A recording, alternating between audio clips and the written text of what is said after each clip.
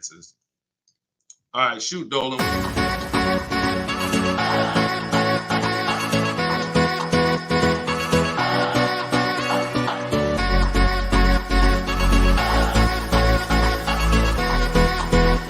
The worst possible thing you could say when you walk into a car dealership. I spent 5 years with Mercedes-Benz, 5 with General Motors, and the worst thing a person could say when they walk in is, if you could just get me to this payment, we got a deal.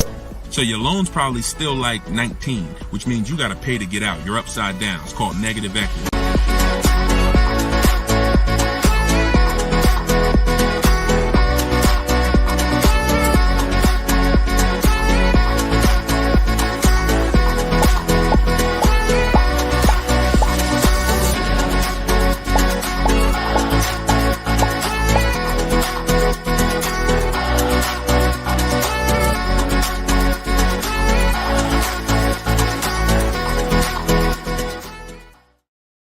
What's going on, everybody? We are officially kicking off episode 1 of Car Shopping Questions and Answers. I am your host, Deshone the Auto Advisor. We're going to do this show for about an hour.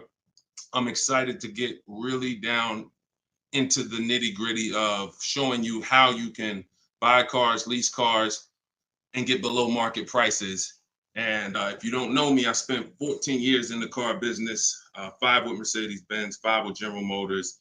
And now what we do is we devote our time and our energy into teaching you how to car shop with strategy, how to understand the things that you haven't been taught to understand. So we do rapid fire Q&A. And no matter where you're at, I want you to start typing your questions. We're live on 4 platforms right now. And this whole broadcast is going to be sponsored by my new book. It's a digital book. It's called Cars from Home: 7 Steps to Saving Time, Money, and Avoiding Dealerships. There's a link in every single post, so you can get your copy at 75% off for the next 30 minutes. But while we're here, let's go deep. And everything I'm going to be teaching you is going to be out of my book. And all of your questions are going to be answered in one of our 7 steps. So start typing your questions. I got my man Dolan in the background. I see a lot of people on TikTok, but I don't see the questions coming in on TikTok yet. And TikTok, y'all usually are the ones that send the questions the fastest. So let's get these questions up. And so Dolan can start loading them onto the show and we can get down to business. So Dolan, kick us off when you're ready. 75%. Yes, 75% off is today, SS. That's from YouTube. Yes, you can get it for the next 30 minutes. It's normally $97. But it'll be in your inbox in about 5 minutes at 75% off. So let's go, Dolan. When you're ready, if we've got the first question, let's kick it off. Okay, this one's from YouTube. Hello.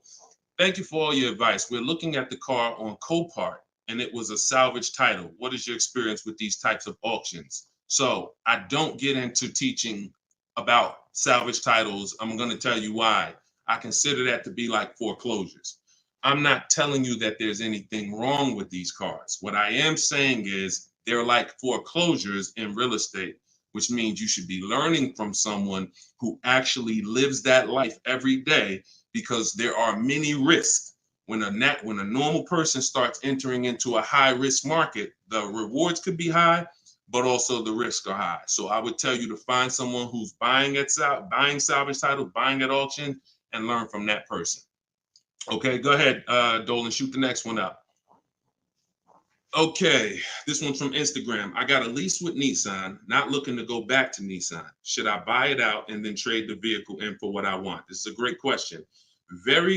First of all, can everybody hit the share button? And if you're on TikTok, can y'all just start tapping the screen and light this up? Because we want to set people free, and it takes all of us to do this. It takes the people who are committed to this mission. You want to save money. You also want your friends to save money. Tag somebody. They'll thank you. So this is a great question. The only time it makes sense financially to buy a lease is when you're keeping it another 8 years. I'm going to tell you why.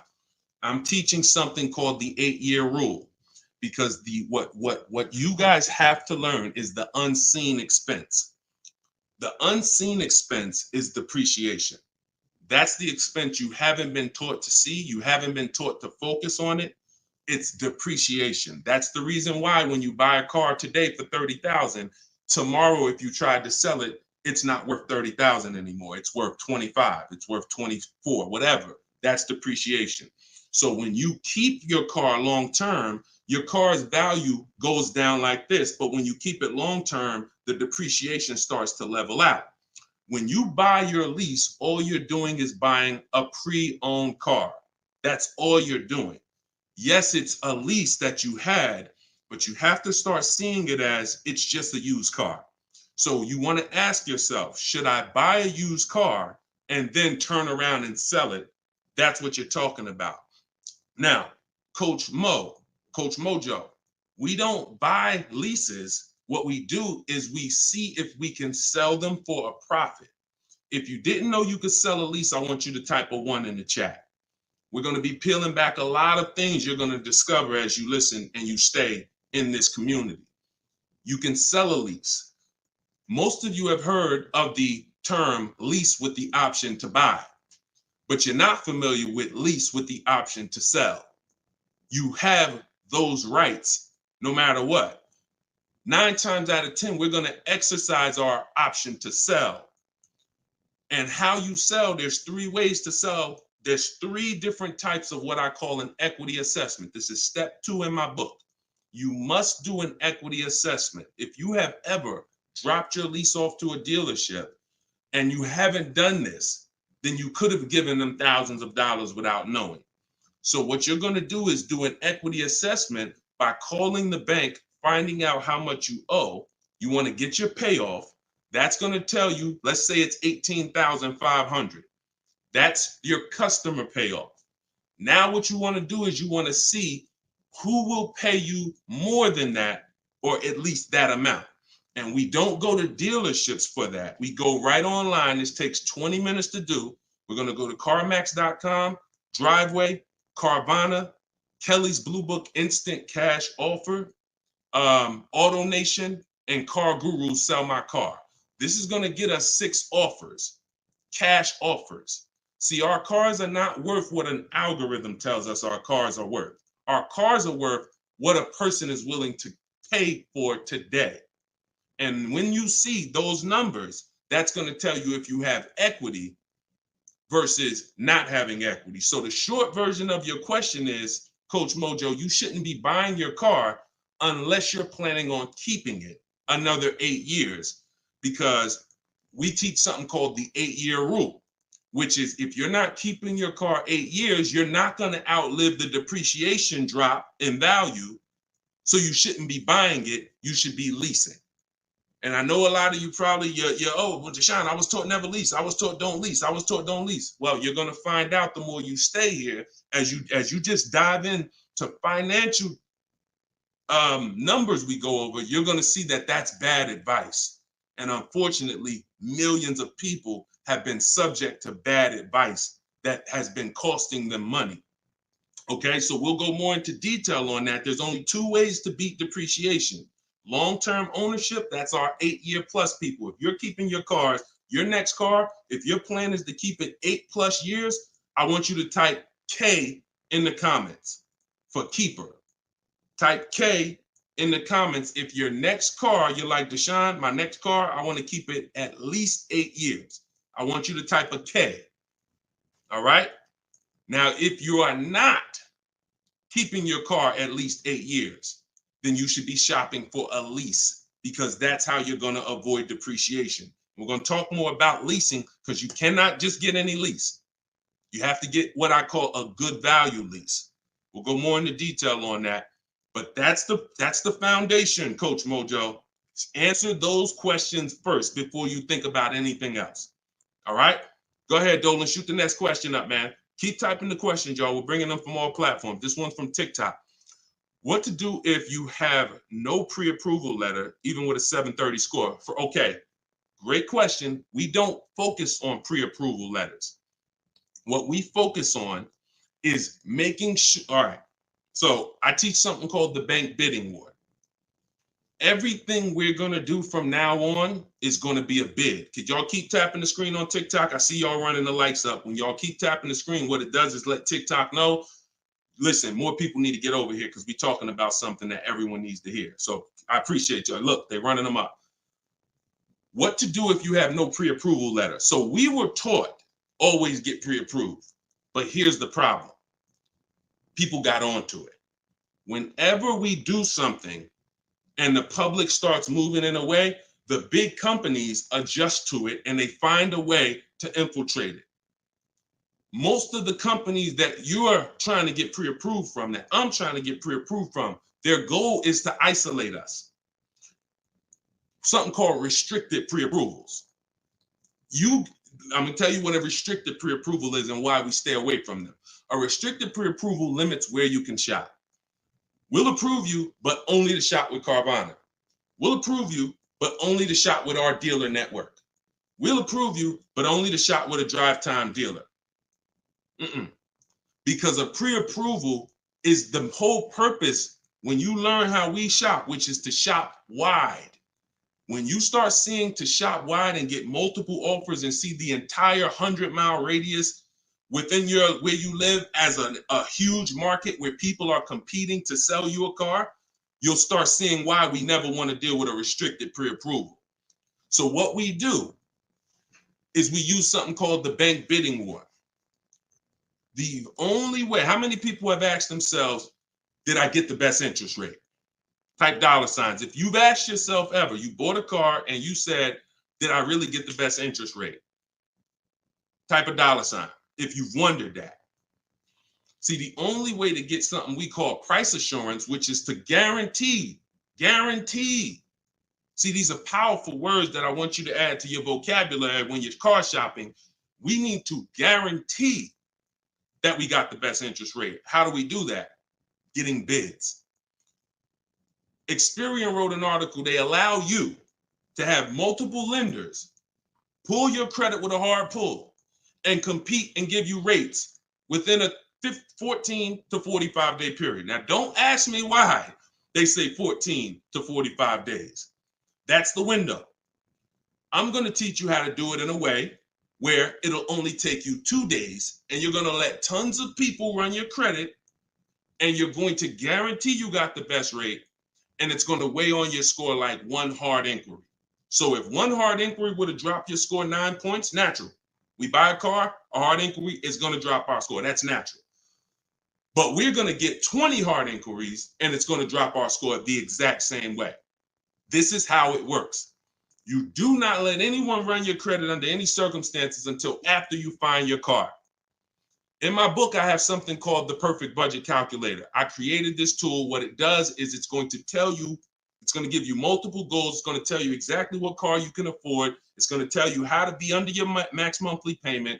And you put everything you want to put in, what your max monthly payment is, we use the standard interest rate. So whatever the interest rate is at this time, we use that. Budget.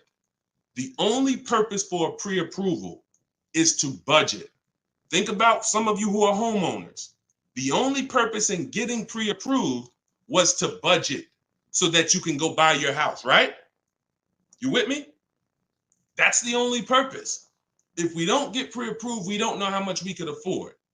So when we do, what we do is we take the average interest rate, and that's what we're going to use to estimate our payments. This is in my book. See, I created technology. So some of you are saying, Deshone, is this just a book? No, it's not just a book. I have links in there. I have links to videos in there. I have platforms that I've created and calculators and tools that I created that I wish I could refer to you. No, but they're only in my book. So you can get the book. I'm going to teach you how to do things the manual way. Some things you can say, Deshone, I could do that manually. But if I'm telling you about a tool I created to use so that it can budget for you, then the only way to get it is to actually get my book. You can get it for 75% off in my TikTok bio. You can get it in my Instagram bio. You can go to deshonesbook.com, or you can scan the QR code and get your copy for 75% off for 30 minutes. But when you budget, you know exactly how much you can spend on a car, and you go find your car under that budget. The Perfect Budget Calculator is going to give you multiple goals. See, here's the problem. When you go out shopping for a car, you notice how you have a budget in mind and you typically tend to go over it. You say, I don't want to spend any more than $500, or I don't want to spend any more than $30,000. But you usually end up going over it because you don't factor in tax. You don't factor in how long the loan, you don't factor these things in. Okay, well, how much? They said I'm pre-approved for $30,000, but what does that equate to in a monthly payment? It's broken. It's a broken system. When we go out, we find the car we're looking for. That's when we are going to now let people run our credit. Never before that. We go out, you find your best deal on a car. That's when you come home and you let multiple people run your credit and fight it out to give you an interest, to give you a loan. See, because if you open up, if you let people run your credit before this, now they're going to give you a time limit. So even this is all answering this young lady's question about pre-approvals. The reason why they're garbage is because if it's a hard pull, they're garbage, because now they've started that window that I told you about. You got 14 to 45 days and it starts to count down. Now you're trying to rush and find a car. Some of us, it might take us 3 months to find the best deal on our car. If you got a pre-approval and the time is expiring, you're shopping with your back against the wall.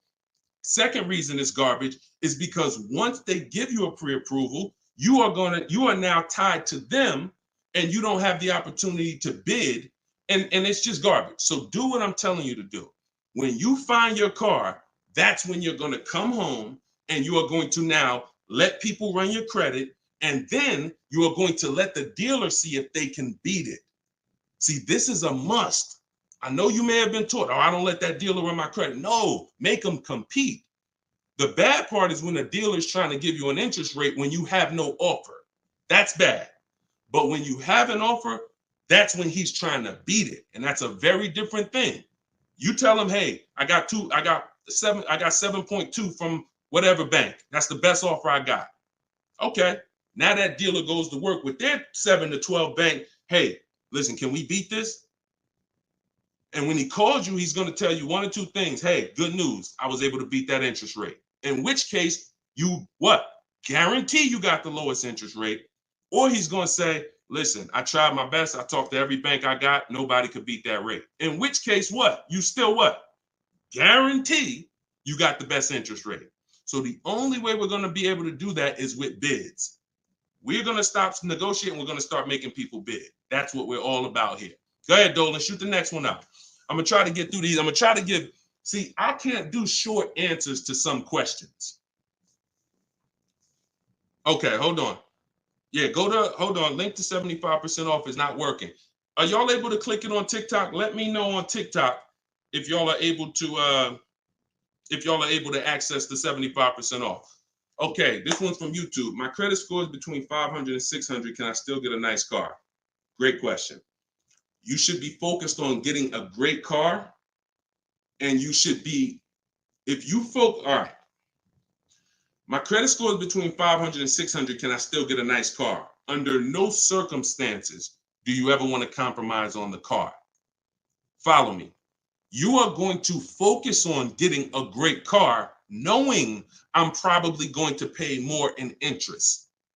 Paying more in interest is not bad considering your situation. Here's why. That can be fixed. Refinance, that can be fixed. But if you get a bad car, that cannot be fixed. So we have resources. I use a company. I refer people to LendBuzz. LendBuzz will work with people who have challenged credit. But here's what you got to know. You can't let them dictate how you're going to shop. You must have your own shopping strategy. Now, there's two situations where if you have bad credit, how many years are you keeping the car? That's the question. If it's 8+ years, then no problem. I'm going to get the best car I can find. I'm going to pay a little bit more in interest, but as soon as my credit's good, I'm going to refinance that loan. Problem solved. Second person is Deshone. I'm not keeping my car 8 years, but I need a car now. Perfect. You should be trying to set yourself up for a lease in 2 years, in which case you want to get the least expensive car that you can get a loan on. 10,000, 12,000. You're going to use that perfect budget calculator, or you just want to say 10 to 12,000. You're going to try to find a car in that range. I'm going to tell you why. In 2 years, when you go to trade out of that car, if you go and buy yourself a $20,000, $30,000, $40,000 car, you're going to have a bunch of negative equity. And what that's going to do is that's going to stop you from getting a lease. This is what people do. Oh, Deshone, I couldn't qualify for a lease, so I'm going to go out. I want to get that Dodge Charger with the big engine in it because I can't sacrifice for 2 years. I can't be out here looking like I don't have a nice car. Problem. I can't help you. But if you're willing to say, because I'm going to tell you why. I'm going to tell you why. When you get that Dodge Charger, you usually forced your way into it, bought an older one, paying a high payment, high interest. So in 2 years, when you think you're going to trade out of it and go lease, you're going to have a hard time because the negative equity is going to be so severe. And when you have that $600, $700, $800, $900 car payment, chances are you might miss one of them. This is a disaster because we can't sacrifice. So what I'm telling you to do is say, all right, if Deshaun's telling me that the best move financially is for me to be leasing because I'm not keeping my cars 8 years, I need to be getting great leases, but I can't qualify, then my mission is to qualify. That's my mission. So when I look at what that take, what did that take? That means I'm going to get a car now, and that's going to be my sacrifice car. That's going to be my car that I drive for 2 years, build my credit. It's not going to be my perfect car. My perfect car is going to be when I drive a brand new lease off the lot 2 years from now.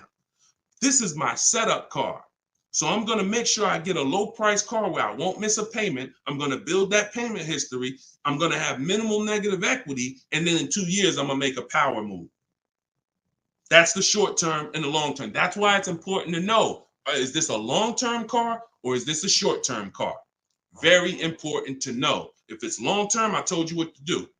You buy a car, refinance later. Short-term, you should be setting yourself up for a lease in 2 years. Buy yourself an inexpensive car, low loan, small loan, and get ready to trade that in 2 years.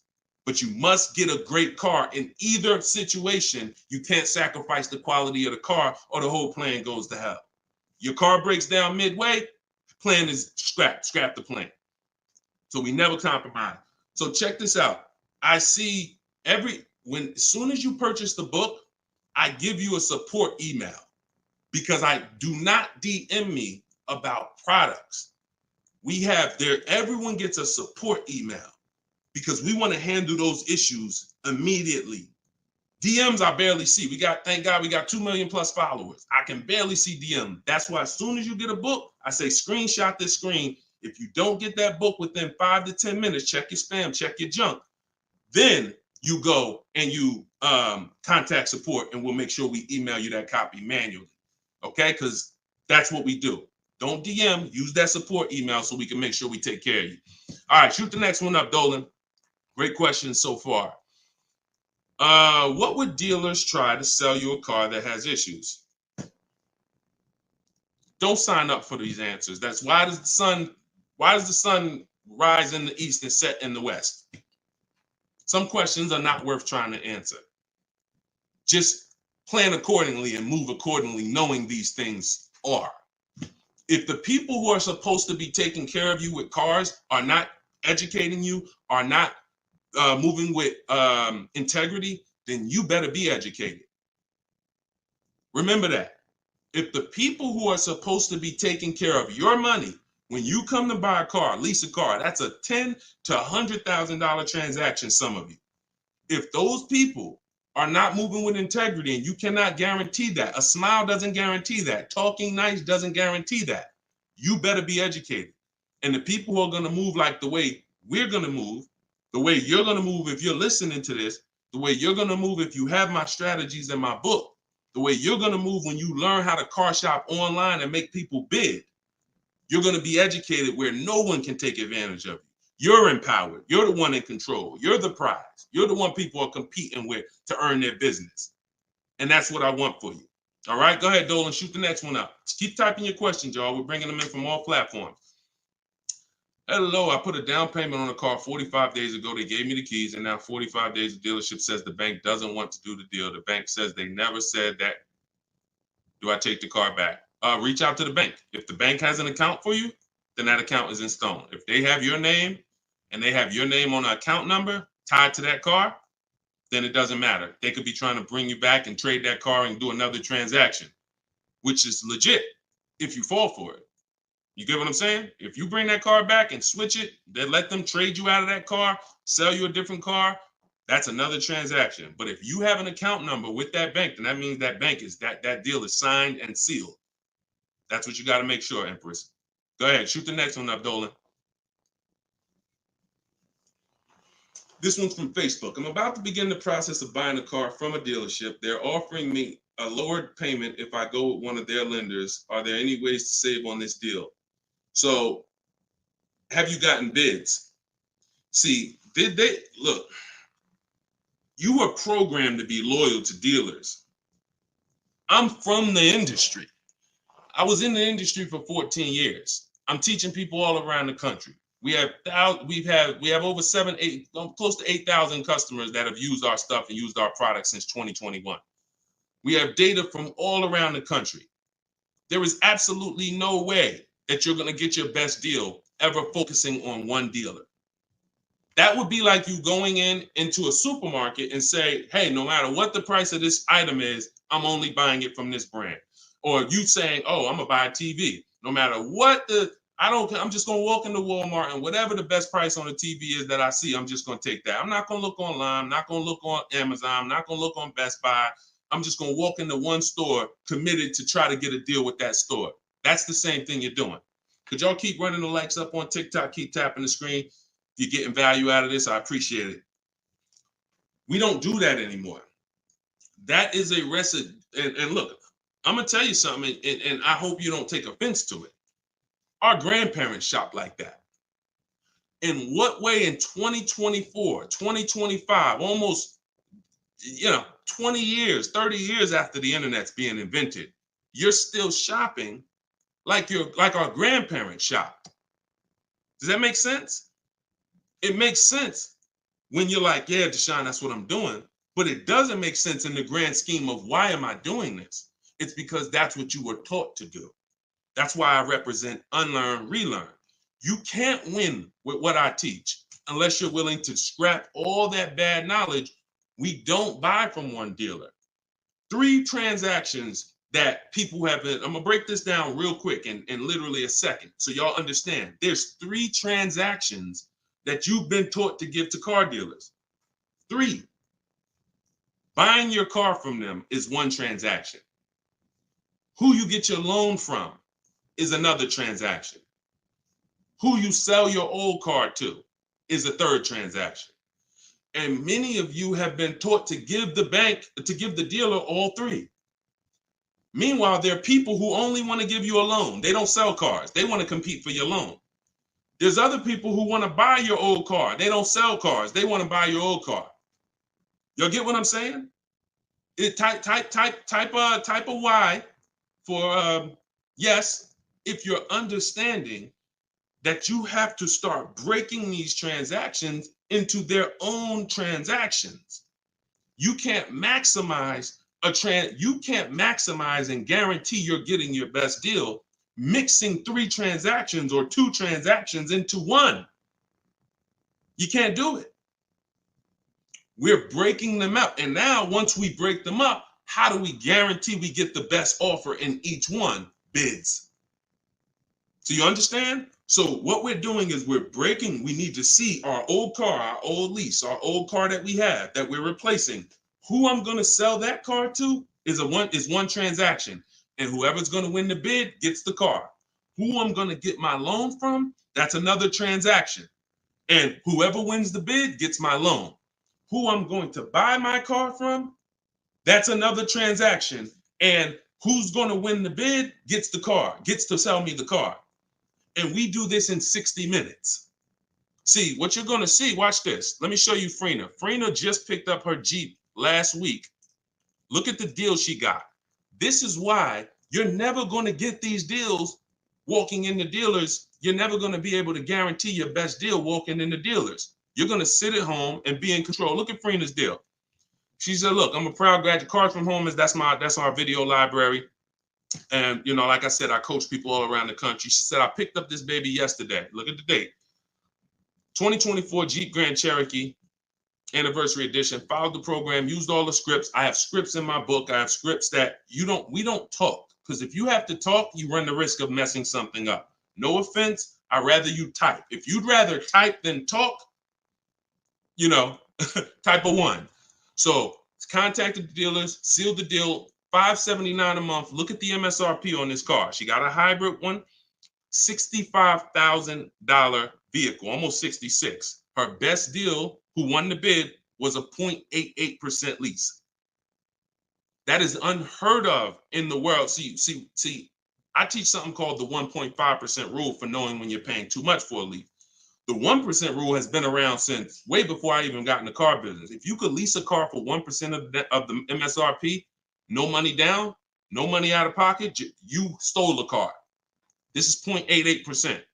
I owe it all to Deshone. Without this program, I wouldn't have had the tools to shop from home. Shopping from home the right way is how you're going to win. Some of you may have tried, Deshone. I tried. It seems hard. Yeah, because once the internet was invented, internet salespeople got invented. And internet salespeople are trained to make it hard. They got to make money. And what they're going to do is they're going to make it hard for you to get a deal done, because half the time you don't even know the information you need to give them to get a quote. Hey, I got to give you where I work at. See if I qualify for any rebates. I got to tell you what cars are in my household. See if I qualify for any rebates. I got to tell you, what affiliations I have. I got to tell you what my date is. I have something called a no later than date. What's my deadline? Hey, I could buy a car, Deshone. I don't need a car for about 3 months. Should I start shopping now? Yes, you should. Because if you get in the market now and you can buy a car today, but you don't need it for 3 months, that's called leverage. See, most people walking in the dealers, they're like, hey, I need a car this week. I need a car today. That means the car that's coming 6 weeks from now, they can't benefit from that. You can. But you got to learn how to give this information. And this is why when you try to shop online, you have a hard time, because you don't know. You're defensive and you're like, I'm not giving a dealer what they need, but I'm also not staying in a position where I don't give them too much information where they can use it against me. So that's what we'll learn. Everything I'm teaching you is, if I can boil it down to a couple simple things, mastering the science of shopping from home. That's why my book is called Cars from Home, 7 Steps to Saving Time, Money, and Avoiding Dealerships, and making people bid for your business. We can sum that. Once you master those 2 things, you're going to save more money in 60 minutes than you ever saved going in the dealers 2, 3, 4 times, spending hours in there. And you're going to have price assurance, which is guaranteeing that you couldn't have saved any more money. That's what Freenah has. That's what I want you to have. Go ahead, Dolan. Shoot the next one up, brother. Keep typing your questions, y'all. We're bringing them in from all platforms. Let me bring Freenah's pick down. All right, perfect. Shoot the next one up. All right, I'm trying to fly through these, y'all, but I can't give short answers. You get what I'm saying? I got to give you the full answer. Can you get a great deal on the lease vehicles on a Range Rover? Okay, great question.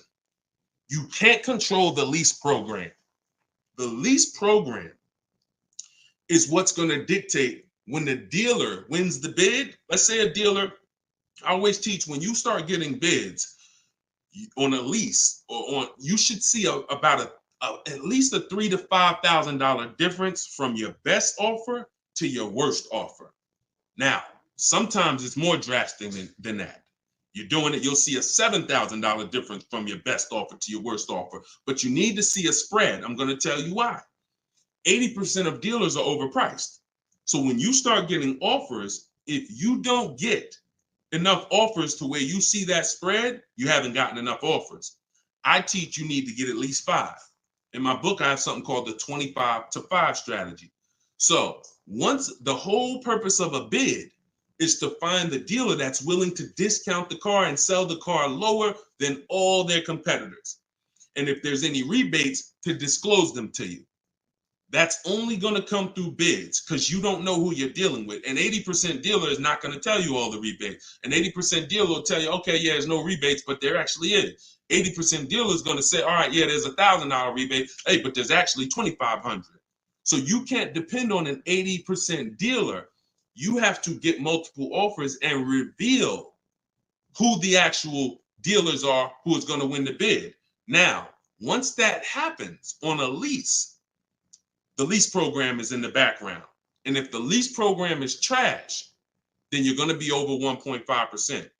And over 1.5% means the payment you're paying, when it's more than 1.5% of the MSRP, that means you're paying too much for a car you're giving back.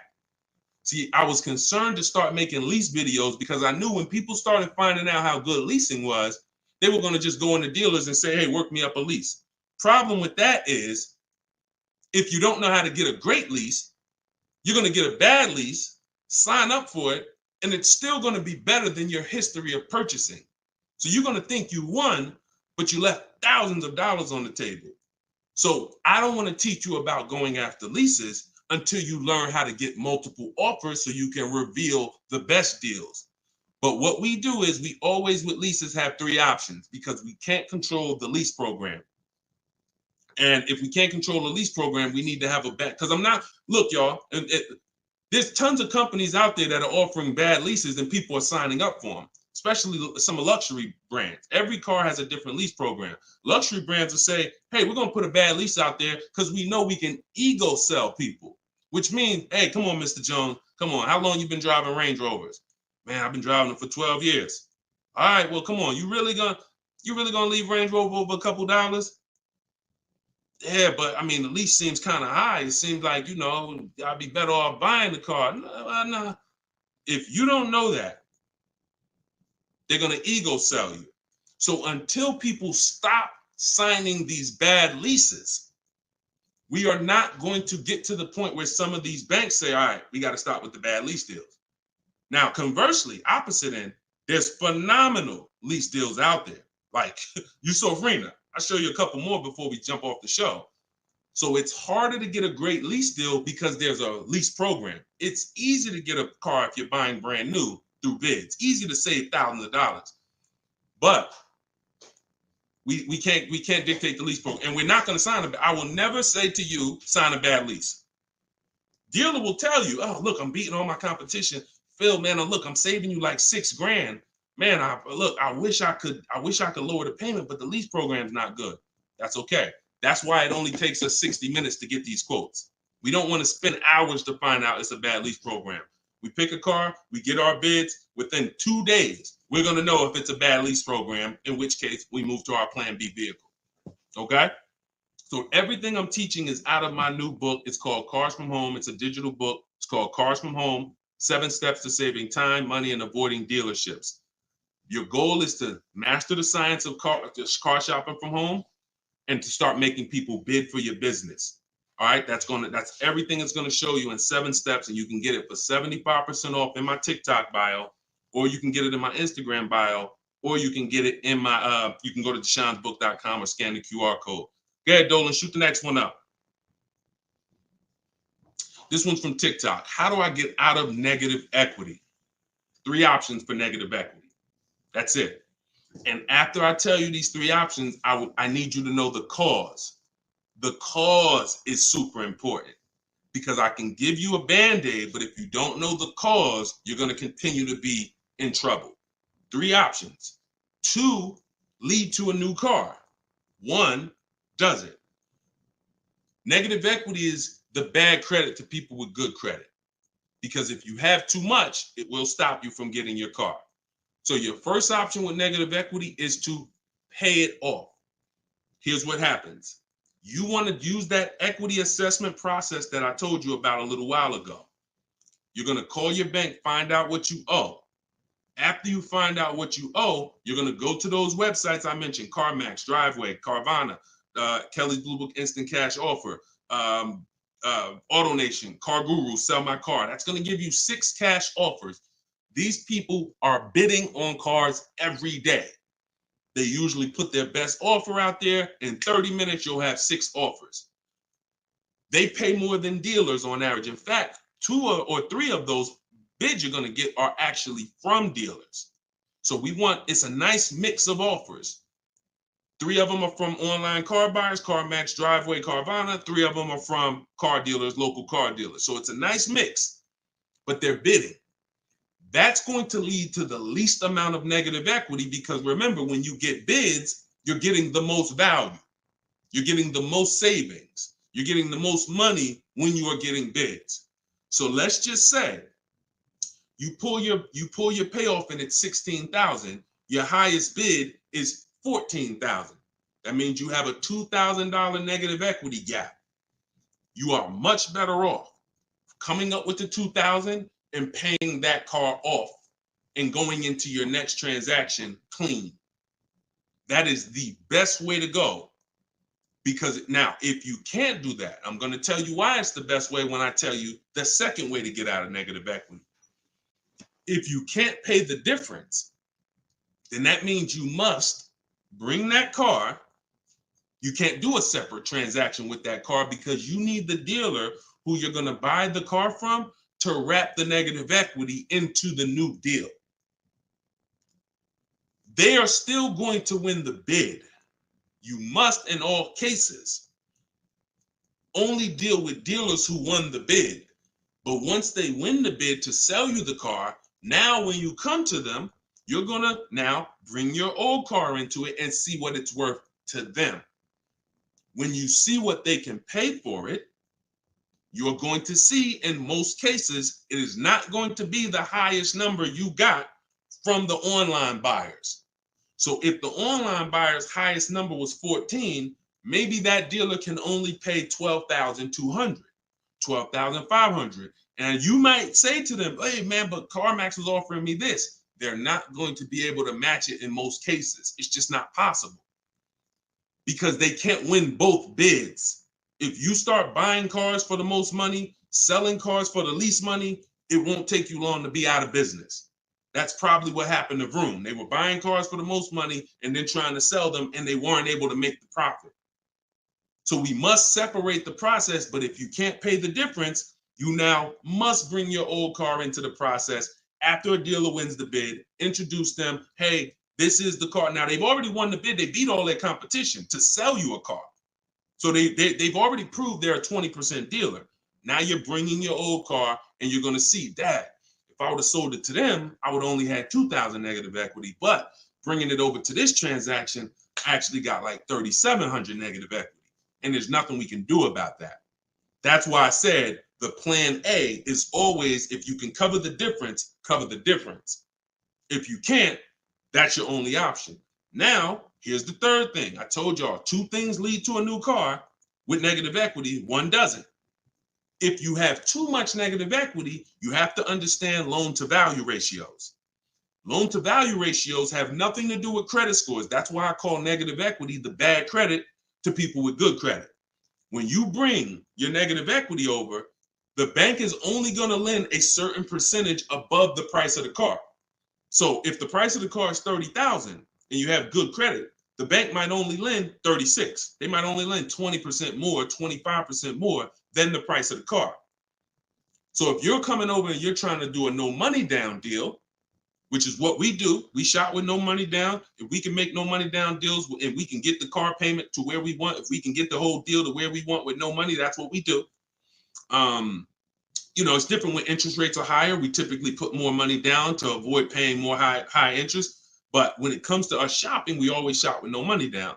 So if you're trying to do a no money down deal and you are trying to bring all this negative equity over and trying to not just finance the price of the car, but the tax, the fees, and negative equity, you run the risk of blowing out the loan to value ratios, in which case you're not going to be approved. You could have a 900 credit score. They're going to tell you you got to put money down because you can't finance all that negative equity. So it depends on how much.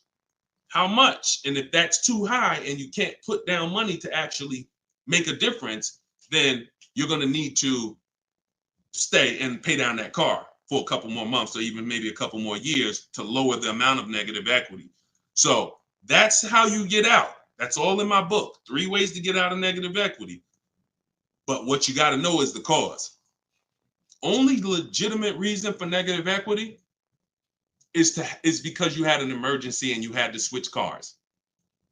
Now, if we go by things that can be prevented, like Deshone, I bought a car, it's breaking down. Well, that means you bought the wrong car. We can prevent that with knowledge. Now, if you say, Deshone, I just wanted a new car and I switched it, that's costing you. And because you don't understand leasing, see, 90% of the time, 10% we give to emergencies. Deshone, man, I had a sedan, then I had twins, I had triplets. I need to get an SUV. I got to switch the car. Understood. Legitimate reason.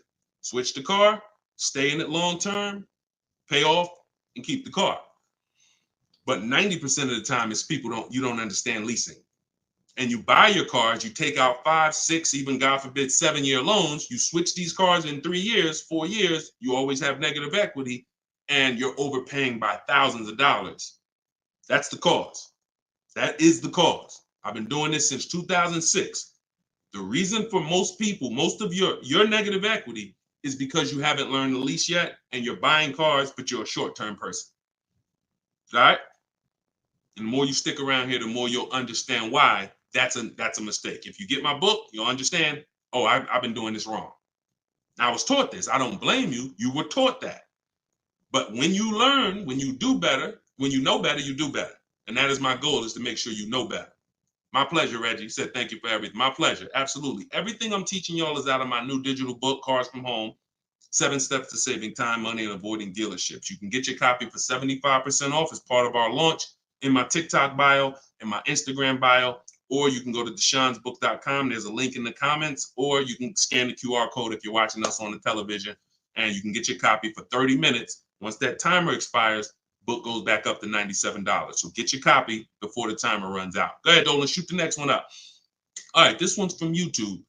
Appreciate all of your content. Thank you. We are looking to buy our teenage daughter her first car. Is there any downside to purchasing outside of a name franchise dealer? No, if you do your due diligence, because there's 100,000 plus used car dealers in the country. Let's assume 80% of them are trash. As long as you are sorting, when we shop for used cars, and you want to ask yourself the 8-year rule question. If you're not keeping this car, if you don't think your daughter's keeping this car 8 years, then you should be shopping for a lease for her. Now, if you say the only difference, there is one exception to the 8-year rule for those of you who are buying inexpensive used cars. $10,000 used cars, $7,000 used cars, that's different. That's different. I call these smart cars, not the little smart cars. It stands for saving money at the right time. So if you're buying these cars, my brother does this. He buys pre-owned cars. He gets them $10,000, $7,000, $5,000, and he drives them. He pays very little money. Sometimes he sells them and makes a little money. That's different. But the mainstream cars, if you're not keeping them 8 years, $15,000, $20,000 used cars that you're buying, you're going to see the 8-year rule is the gospel. You should be buying cars if you're keeping longer than 8 years. You should be shopping for aggressive leases if you're not keeping 8 years. So let's assume you're going to keep this car 8 years. When we are buying from used car dealers, y'all, we are absolutely shopping 100-mile radius, at least. That's usually where we start. And then we're going to search, and we're going to narrow down based on title history, based on service records, based on accident history. And then we need to verify that the price that they advertise online is legit, because there is something going on right now. It's been happening for a few years. They know you're looking for online prices. So what they do is they put a price online that they don't intend to honor. So the first thing, so we narrow it down based on those things. And when we get to this final step where we got our top 3, top 5 choices, we need to see who's going to do bogus fees, who's going to try to hit us with bogus fees, in which case we eliminate them. And then we narrow it down to the best one. And we need to pull the original. Listen, who's going to be buying a used car? I want you to type a U. If your next car you're keeping for more than 8 years is going to be a used car, type a U in the comment. In the comment section. Or if you've purchased a used car in the past, type a U in the comment. Type a U in the comment. Okay, Snowman, I see you. Felicia, I see you. Miss Bambi, I see you. Reginald, I see you. Okay, so we got a lot of people. Okay, all right, we got a lot of people who are going to be buying a used car or have bought a used car in the past. What I just told y'all is how we're going to talk about how we're going to get a quality used car. Plus, I do something, step 4 in my process is we have to do a longevity check. Some of these cars have data that shows they don't last more than 80,000 miles before the transmission goes out. If you don't know that, then there's nothing you can do but be surprised when the transmission goes out at 78,000 miles. So we always want to do a longevity check on Google. We search these things. But the other way, what I just told y'all is how we make sure we're getting a quality car. Accident, title history, service records, accident history. But when it comes to now the value, Deshone, how do I make sure I'm actually getting a great price? How do I make sure that the car I'm buying is the best price in the market? We need to know the original price of the car. We need to know what the car was brand new. Because what you've been taught is to focus on what the website tells you. Is this a good deal? Great deal, below market. Because websites, their job is to be accountable to the people paying them. And if they were telling you that this car that you're looking at for $30,000 was originally $38,000, and it's actually only being discounted $8,000 from when it was brand new.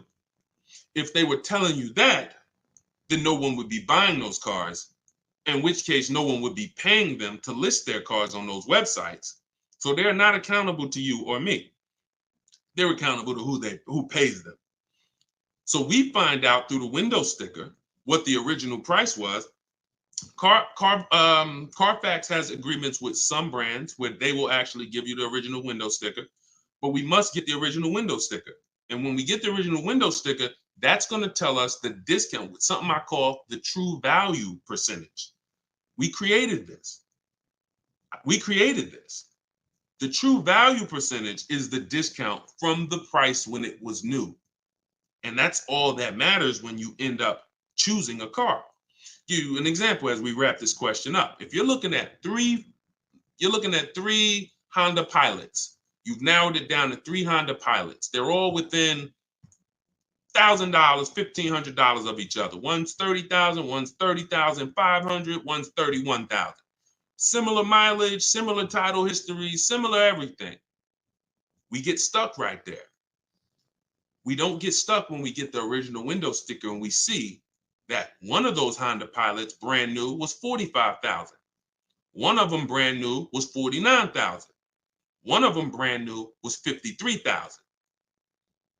You see how immediately access to that information separated the value? They all look similar. Type $signs if you got that revelation. If you understand that just that bit of information, I'm looking at 3 cars, they all look similar.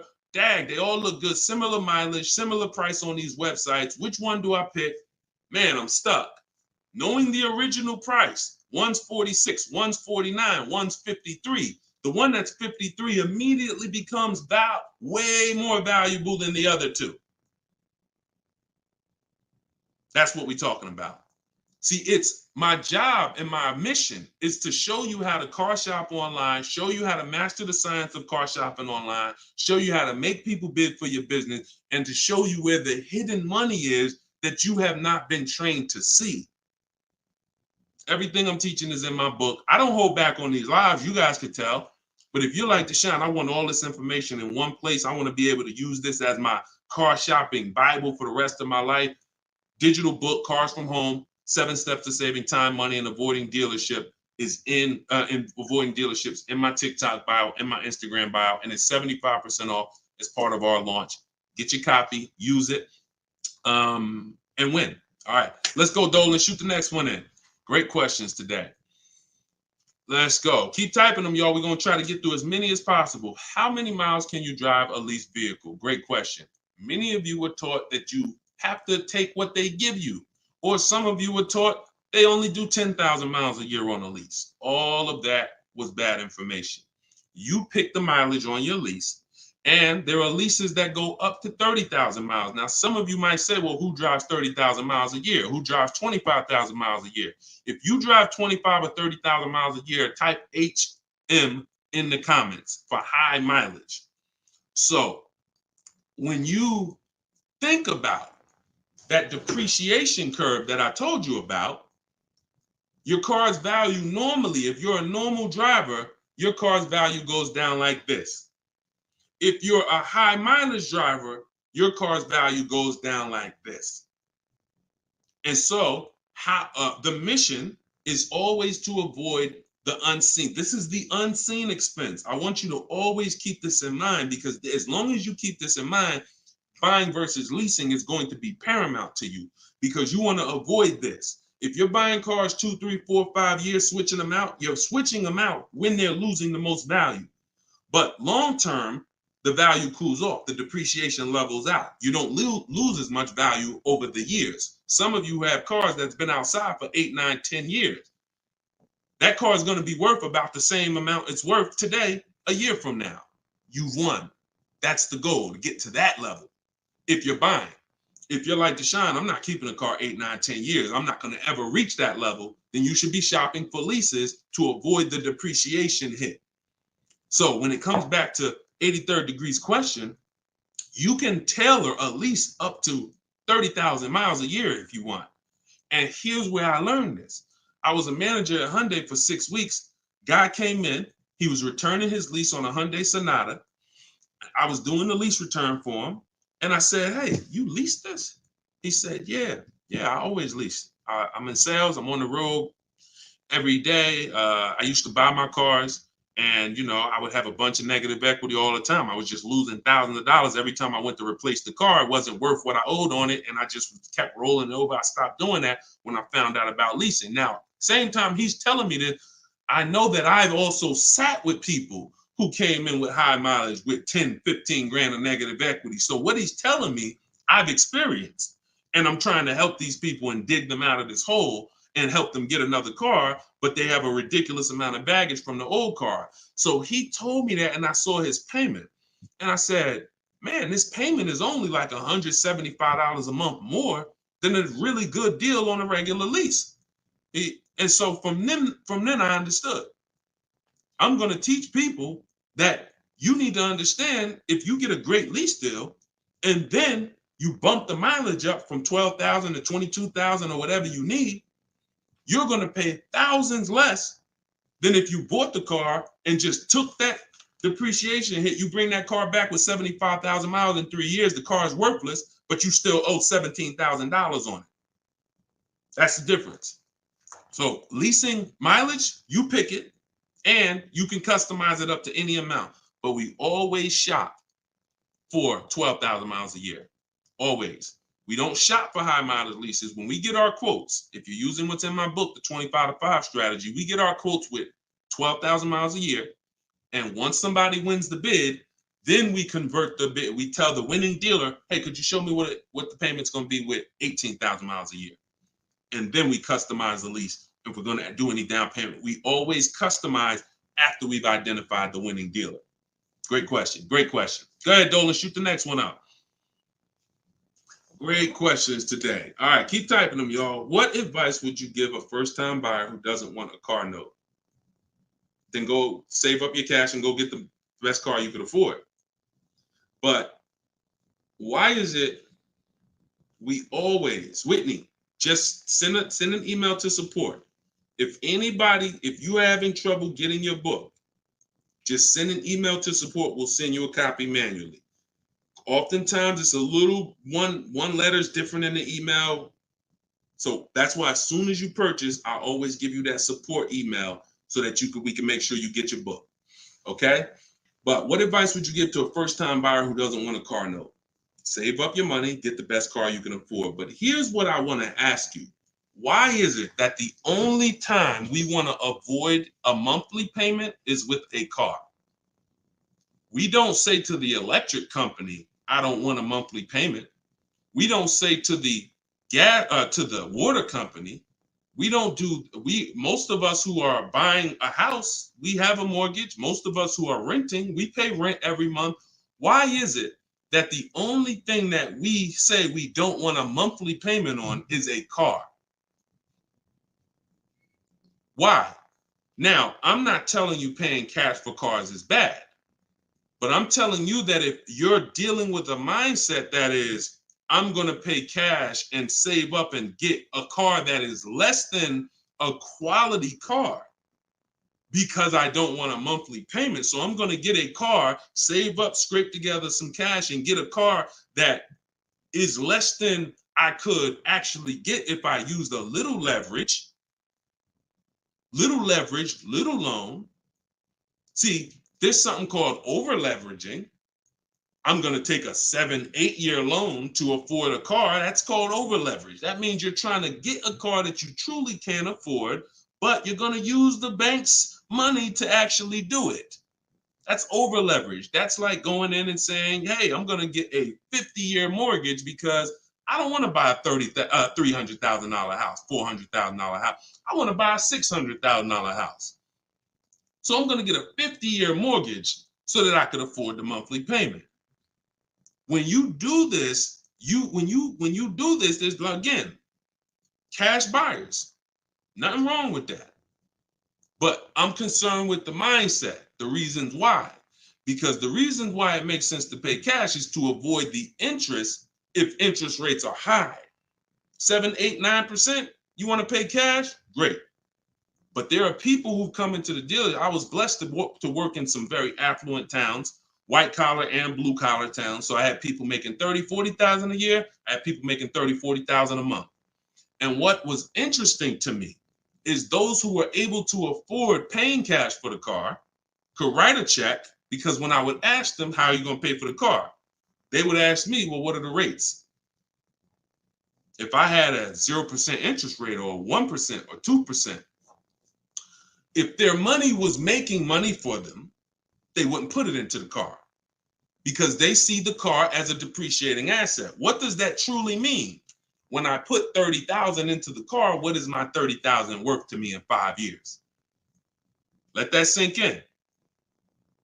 Anybody who's paying cash for a car, if you're bringing money out of stocks where you're getting 8%, 7%, 10%, bringing it out of real estate where you're getting 10%, 12%, 15%.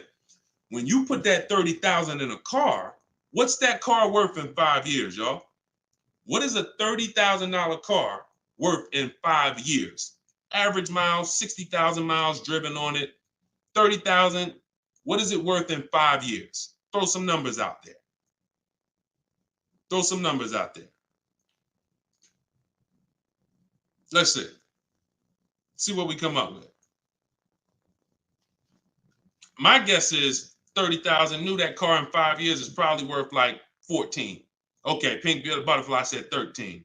19 is too generous, I think. 17, 12. See, some people may be confused about this seller's market we had for 3 years because you might have just sold the car in 3 years and made some money over the last 3 years. That market's gone. So you might have really said, Deshone, I bought a car for 30 and I sold it in 3 years. I sold it in 2022 and I got 23 for it.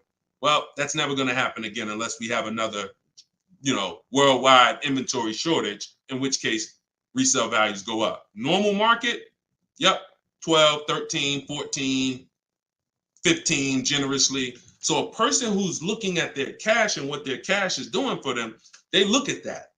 I put that money in my car, 30,000. That money could have been in the market, and that 30,000 in 5 years could have earned me another $6,000 of interest, $7,000. In which case I'm up. But at that 30,000 in the car is worth now 15 or 14. So these are the things. I don't teach one size fits all. I teach custom. I teach it depends on what you're doing with your money. If your money's invested and interest rates are low, then leverage a little bit. If your money's not invested and you're like, Deshone, I got my money in the mattress, I got my money in the bank, I'm not really doing anything with it. All right, pay cash, keep things low. Keep things low. If interest rates are high, pay all the cash, higher down payments, get the loans out of here faster. That's why, see, one size fits all car buying advice, I hate. That's what has failed you. This one size fits all formula. Everyone should do this. Everyone should pay cash. Everyone should get a used car. That one size fits all, no one should lease. One size fits all formula fails every time because it doesn't take into account real finance. All right, go ahead. Great question. Go ahead, Dolan. See, and I'll answer the question and then go into a little spin-off answer. All right, this one's from Instagram. If I want to keep my car for 8 years, should I finance the car? Absolutely. The goal is to get the best car and the best value. So if you can't pay cash and you say, I want to get a better car, what I teach is when you start budgeting, you are going to now see, can I get a new car or is my budget for a used car? The goal is to get everything you need. And really, if you could get everything you want, even better. What's the difference, Deshone? Well, needs is I gotta have 3 rows because I got 4 kids. Needs is I need a car that has enough power to get me on the highway because I'm on the highway a lot and I can't have an underpowered car. That's a need. A want is, I want the leather, I want the big sunroof. So you must get all your needs at all times. You cannot sacrifice needs. I want y'all to put these two things into very important buckets, needs and wants. Needs and wants is the goal. Once the budget gets compromised, once you get out there, if you see I can't get the car I want with everything I need, everything I want, the wants have to scale back. The wants have to scale back, not the needs. I had a woman walk in the Mercedes when I was there, and she was like, hey, I want the big truck because I got kids. I need the 3 rows. And once we worked out the deal and the numbers, she saw the numbers and she was like, oh, that's above my budget. But what about the 2-row one? What about the smaller one? I said, didn't you say you need 3 rows for the kids? Yeah, you're right. You're right. See, she's about to take a need out to get a want. Does that make sense? So needs and wants are the big things. Needs will make you switch the car because you didn't get what you need. And when you switch the car, you lose money. So when you didn't get what you need, you will switch the car and lose money. If you didn't get what you want, that's easier to bear. Needs is like from day one, this car is not doing what I needed to do. So we must get our needs first. And that's what we talk about. So then you choose, can my budget get me a new car or a pre-owned car? And once you make that decision, you just go out and you're now shopping the market. I use, in my book, I have something called the multiple marketplace strategy. This is when we shop for used cars. We're on all the marketplaces. We're seeing the whole market as one big marketplace. Everywhere cars are, we are looking and we're narrowing it down to our best, top 3, top 5. And then we're taking one across the finish line. You can't get below market deals on a used car until you see what the market is. See, let me go deep on this for a quick second. The goal for me, if you're learning from me, your goal is to get below market deals, below market leases, below market. You saw Freena's lease. That's a below market lease. That's not a lease that you see advertised that people are getting. So below market pre-owned cars. In order for you to get a below market pre-owned car, you got to know what the market is. So sometimes you're going into one dealer and you're looking and saying, okay, let me negotiate with him. That's a mistake. You don't know what the market is. When you see the low side of the market on a used car, now you're able to see, again, if you're shopping the right way, there's always a spread because there's always people untrained who are going to pay the higher prices. They're going to walk into those dealers. They're going to go back and forth, take $2,000 off. They think they won, but you were negotiating with one of the higher price dealers. So because he took $2,000, $3,000 off, you think you won, but you were at the wrong dealer to begin with. So once you actually see the low side of the market, we zero in on that. And we zero in on that, and we look to take one of those deals across the finish line. Can't get below market deals if you don't know what the market is. That's why when we look at used cars, we're not looking to buy the first day. We're not looking to buy the second day. Sometimes some of you are like, Deshone, I got a couple months. You might want to watch the low side of the market. You might want to, we always get alerts. When we go in, this is all in my book. If you like Deshone, I want to know all of this. I need this in my hand. It's in my book, Cars from Home, 7 Steps to Saving Time, Money, and Avoiding Dealers. 75% off in my link, in my bio, TikTok, in my bio, Instagram, or go to DeshonesBook.com or scan the QR code. But when we are getting these, when we are looking at the low side of the market, you might want to watch it. You might want to watch it and see, okay. And then we have alerts on. So every new car that pops up on these marketplaces, we get an email immediately. So we get an email immediately. And if I know that the low side of the market is 22, 23, the minute that car comes on, I'm going to be one of the first ones on it, where everyone else is going to hesitate. When a dealer gets a new car, typically a person who doesn't know the market, they're going to go in there and they're going to be like, all right, is this really a good deal? Meanwhile, we know the market. So we know in a minute, I'm going to snatch that deal before anybody even knew it was there, because the best deals do not last. And that only comes from knowing the market.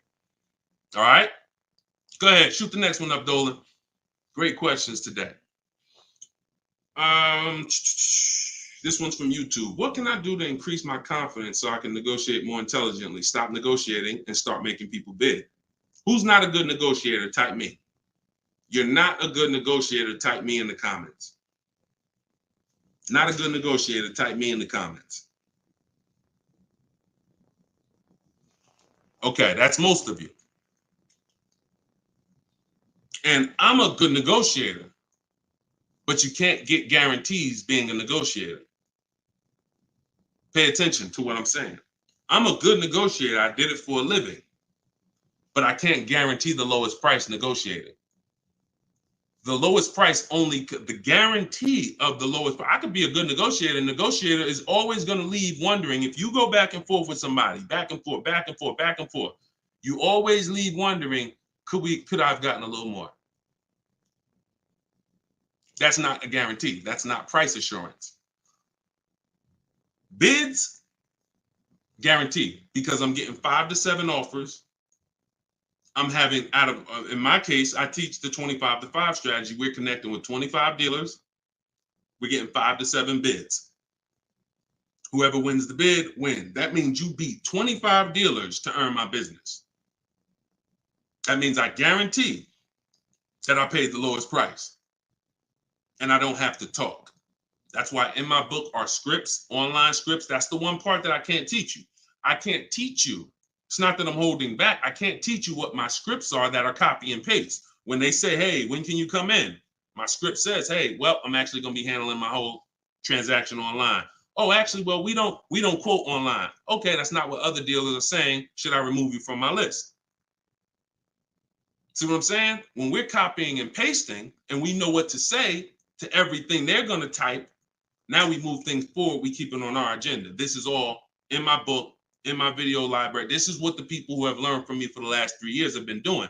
That's why you see people like Frina. That's why you see people like Pierre, got himself. He came in, got a 22 CX5. Very big thanks to Deshone the Auto Advisor, educating and empowering me to control the entire purchasing process. The perfect budget calculator really helped me figure out what I could realistically afford. With the true value percentage, we talked about that earlier in the show. Everyone purchasing a used car, true value percentage is what we use to make sure we win, price-wise. I spotted the best deal, 6 similar listings, saved over 20% off the original MSRP. I also shop for my own financing. See how we break these transactions down? You see how he's breaking the transactions down? That's how we get bids in each category. Also, I shop for my own financing, got the dealer bank to match it. See? So we're not doing the shop for my own. Oh, I'm not going to let that dealer run my credit. He knows the bank bidding war. The bank bidding war is all these people are going to bid. So I guarantee I got the best price on my used car I bought. I guarantee I got the best loan because the dealer couldn't beat it, but they were able to match it, which means it saved me the time. I didn't have to go through that. And the dealer, see, we guarantee. That's what I want for y'all. And the icing on the cake, learning about bogus fees and walking away from dealers not willing to remove them. Now, the walking away, he's talking about not physically. He's talking about next, not physically, because we're home. We're not going into dealers walking away. Some of you said, Deshone, if I don't get a good deal, I just walk away. That means somebody wasted your time. And when you walk away, you still need a car. So you're not hurting the dealer when you walk away. Someone's going to buy that car, even if it's overpriced, and they're going to look at you and say, well, you still need a car, so it's really your loss. When you learn to do this while you're in your living room, you'll understand I don't need to walk away ever because I'm in control. No one's going to waste my time. And this only comes from mastering the science of shopping from home. That's why my new digital book is called Cars from Home, 7 Steps to Saving Time, Money, and Avoiding Dealerships. Go get your copy for 75% off. Use it. Everything is in there, from high mileage driving strategies to leasing to giving you a video to help you understand leasing. Some of you are like, Deshone, I was taught all my life never to lease. If that's you, type me. What you're going to see is I link you to a video from the Cars from Home library where I actually break down for you leasing versus buying. So by the numbers, so you can understand. Some of you that's what it's going to take. You've been programmed so bad about leasing, you need to see it by the numbers to understand that this is costing me money, not understanding this. So that's in there. Purchasing, high mileage driving strategies, links for people with bad credit, and how you're going to get your cars even with bad credit. It's all in there. Get your copy for 75% off for the next 30 minutes. Once the timer expires, it goes back to $97. And win. Use it and win. Listen, we're an hour and 15 minutes in. We want to keep these broadcasts, these episodes. It's episode 1. You know, if you are subscribed to my email list, you'll know when we're live. You'll know when we'll be doing these shows, and you can hop on with us. We want to do, you know, because you see all the questions. You know, the only way I could get through all the questions is by giving y'all little short, little one-word answers. That what is that going to really do for you? So yeah, we might only get through 15, 18 questions because I'm giving you the thorough answer. And when you see that a car is the second most expensive purchase behind a house, you'll appreciate the thorough answer. No one's going to buy a house and ask about financial literacy and expect a one-word answer. So we shouldn't do it with cars. When cars, we're going to buy more cars than houses. So get your book, y'all. We will be back. We'll be back for another episode very soon. If you're on my email list, you'll know. And I appreciate everybody for tapping in. This is episode 1. We got a lot more coming, and we're going to keep dropping these jewels. Keep unlearning, keep relearning. For the people that got the book, thank you. And for the people who continue to help share this message, appreciate you. We'll see you on the next one.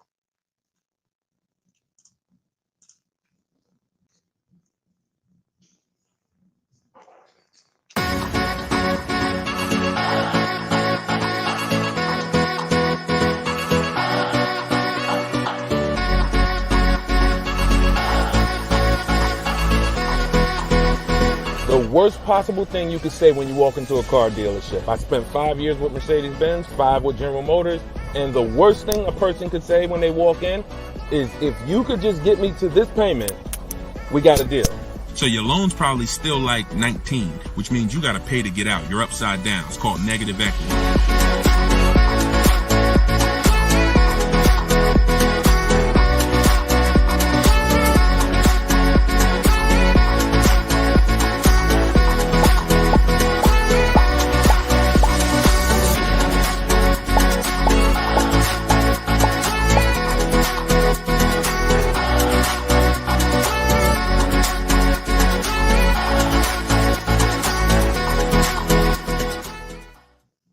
What's going on, everybody? Welcome. How's audio? Give me a 1 if audio's clear. Welcome back to Car Shopping Questions and Answers. This is episode 2. I'm your host, Deshone the Auto Advisor.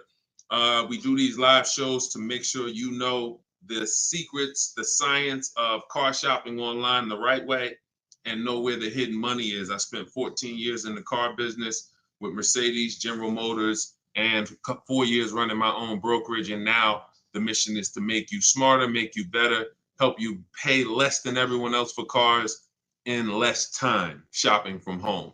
So this whole show is sponsored by my new digital book. It's called Cars from Home, 7 Steps to Saving Time, Money, and Avoiding Dealerships. And you can get your copy for the next 30 minutes at 75% off in my TikTok bio, in my Instagram bio, or you can click deshonsbook.com or scan the QR code. So type your questions in, Dolan, shoot the first one up. We're going to be taking them from all platforms. And if y'all could start tapping that screen on TikTok, so shoot those likes up. I appreciate it. So this one's from Instagram. Does it make sense to buy a car from another state to get a better price for the car? Great question. When you start shopping and getting multiple offers, you're going to see most of your best deals are going to come from dealers far away. Not always, but a lot of times the dealers that you've been buying from, they think they own you. They look at your zip code and they program people to come in. The average person shops 1.2, I think it's less than 3 dealers. So when car dealers know you only are going to shop 2 dealers, then they know they can control you, and they know they don't really have to be as aggressive. Now, when you start sitting at home, like I want you to do, and start letting those offers come to you and start looking at car dealers, like start looking at all the inventory and getting multiple offers, you're going to find most times your best deal's 45 minutes away. Your best deal's an hour and 20 minutes away, because those people are trying to beat their competition. So you're going to find, you get used to that. You're going to step out of the local business and you'll get used to actually getting your best deal. Here's the saying. We'll wrap this question up with this saying. You buy your car from who makes you the best offer, AKA who wins the bid. If you're new here, we make people bid for our business. The more time you spend with me, you'll never negotiate again. You'll start making people bid. And the second part of it is you service your car where it's the most convenient. You service your car where it's the most convenient. You buy your car from who makes you the best offer. All right. Great question. Shoot the next one in, Dolan. Everybody keep typing your questions. I see you. I see you on TikTok. We're going to bring questions in from every platform. Go ahead. This one's from Instagram. Should you buy a car from a rental car sales place like Enterprise or Hertz? First of all, that would be low on my list. They'd have to, and look, I'm not telling you anything's wrong with that. What I'm telling you is that should be low on the list. When we're looking for used cars, rental cars should be low, and they got to be better priced than the cars that are not rentals. So I'm not going to Enterprise looking for what they have. I'm going on market. We use 8 marketplaces, y'all. When we shop for used cars, I have something called the multiple marketplace strategy. Multiple marketplace strategy is like it's you going everywhere, looking everywhere that used cars are. Example, if you were buying a TV, would you walk into Walmart and just say, all right, let me just look at this TV y'all got. All right, y'all want $1,000 for it? But no, you would be online looking at Walmart.com, right? Amazon, Best Buy, and any other website with a TV, right? Type right if that's the way you would shop. You look at someone who just walked into Walmart and say, why are you shopping like that? You see, so we bring the same things to car shopping. Same things. You're going to stay at home and you're going to go on these websites. CarMax is in the running. Carvana's in the running. None of these people we buy from exclusively, they must win the what? Let's go. Type fast. I want to see y'all typing. I want to have this conversation with y'all, but you got to type fast. They must win the bid. So CarMax is there, Driveway is there, Carvana's there, Cars.com is there, Auto Trader is there, Car Gurus is there. We even look at eBay Motors. So everywhere they're shopping, they're putting inventory. That's where we're looking. Now, if a rental car place has their inventory listed there, then they're in the runnings. If they have their inventory listed on their little website and they just want to sell local people these cars, no, we're not interested. We're not interested. Great question. Go ahead. Go to the next one, Dolan. This one's from TikTok. Is an extended warranty worth it if you buy your lease? I don't get why so many people are buying their leases. Make it make sense to me. Used cars. If you're not, see, we're finding that a lot of people buying their leases because they actually don't know how to shop. So when you look at the deals that we get, you in the last broadcast I showed you Freena. You've seen Greg, $527 a month, $56,000 Kia EV6. You've seen Taupe, $690 a month. She leased her car, $690 a month, $54,000 BMW. Now I know y'all are looking like there's no money down on these particular deals, and saying, oh well. If everybody's if these don't look like the deals I see on the commercial, that's because they're not. You're not going to get great deals looking at commercials. Ignore commercials. But we found that people are buying their leases because they don't know how to shop. And that's not a reason to buy your lease. Because what you're doing when you buy your lease is you're buying a used car. Now, let's just say you're buying this car and you're keeping it. Because sometimes you say you want to keep the car. 8 years, I have something called the 8-year rule. We do not buy a car unless we're keeping it for 8 years. Why? What's the reason? Because the depreciation is going to ruin you. So when you look at somebody like Taupe's paying $690 for a $54,000 car.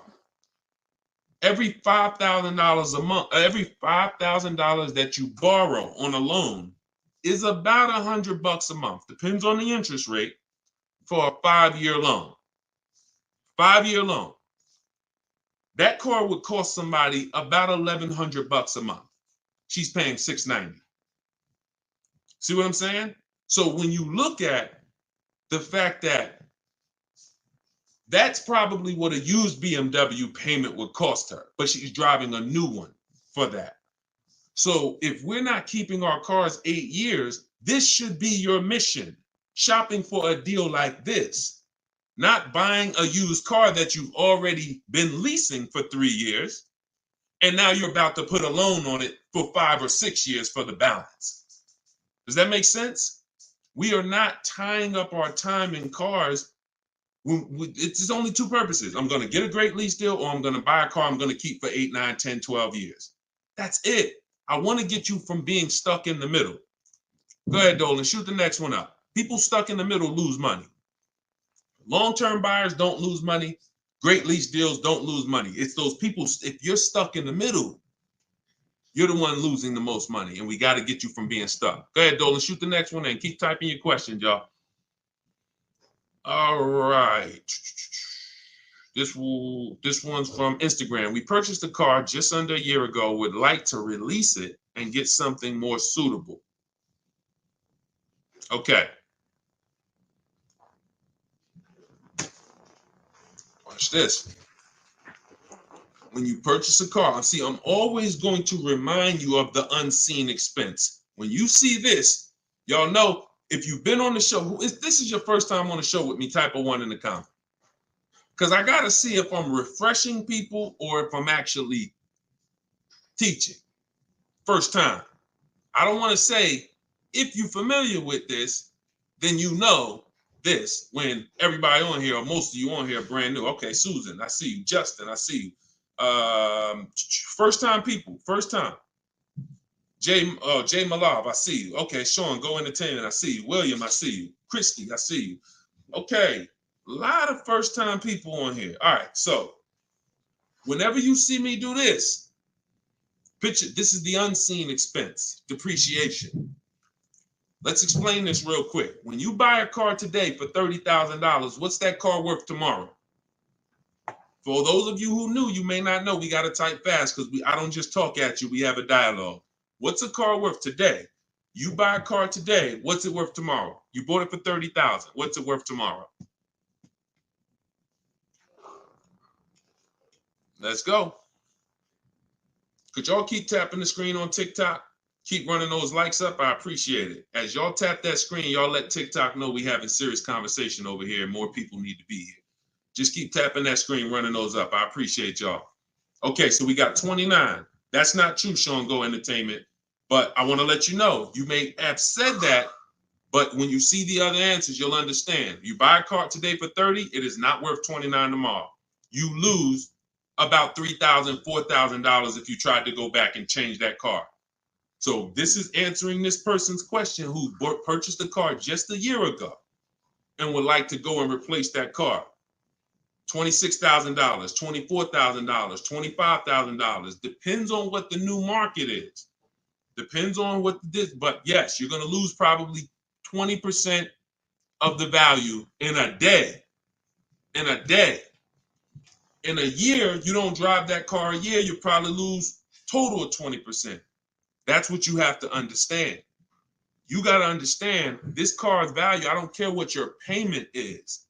Payment doesn't change the value of the asset. See, you've been taught, look at the payment. Get me out of this car, get me into this payment. That's why in the intro, some of you saw that video, the worst thing you could do in a car dealership. That video is really what introduced me to the world and letting people know payments can be manipulated, and we don't focus on payments. We want to focus on the asset, the value of the asset. So if you're buying a car, it's going down in value like this, whether you drive it or not. I give you a car today worth 30, you don't drive it 1 mile.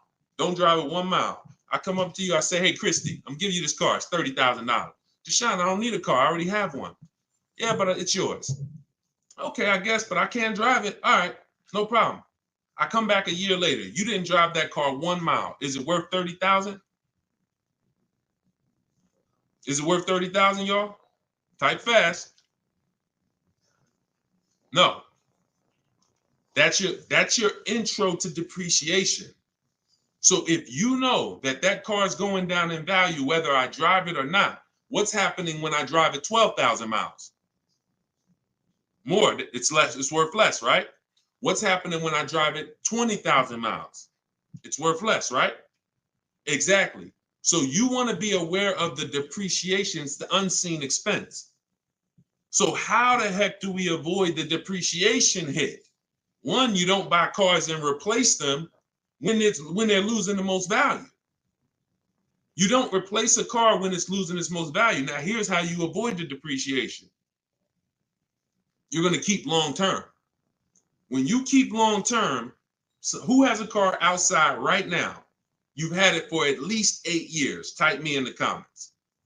If you have a car not at least 8 years, type me in the comments.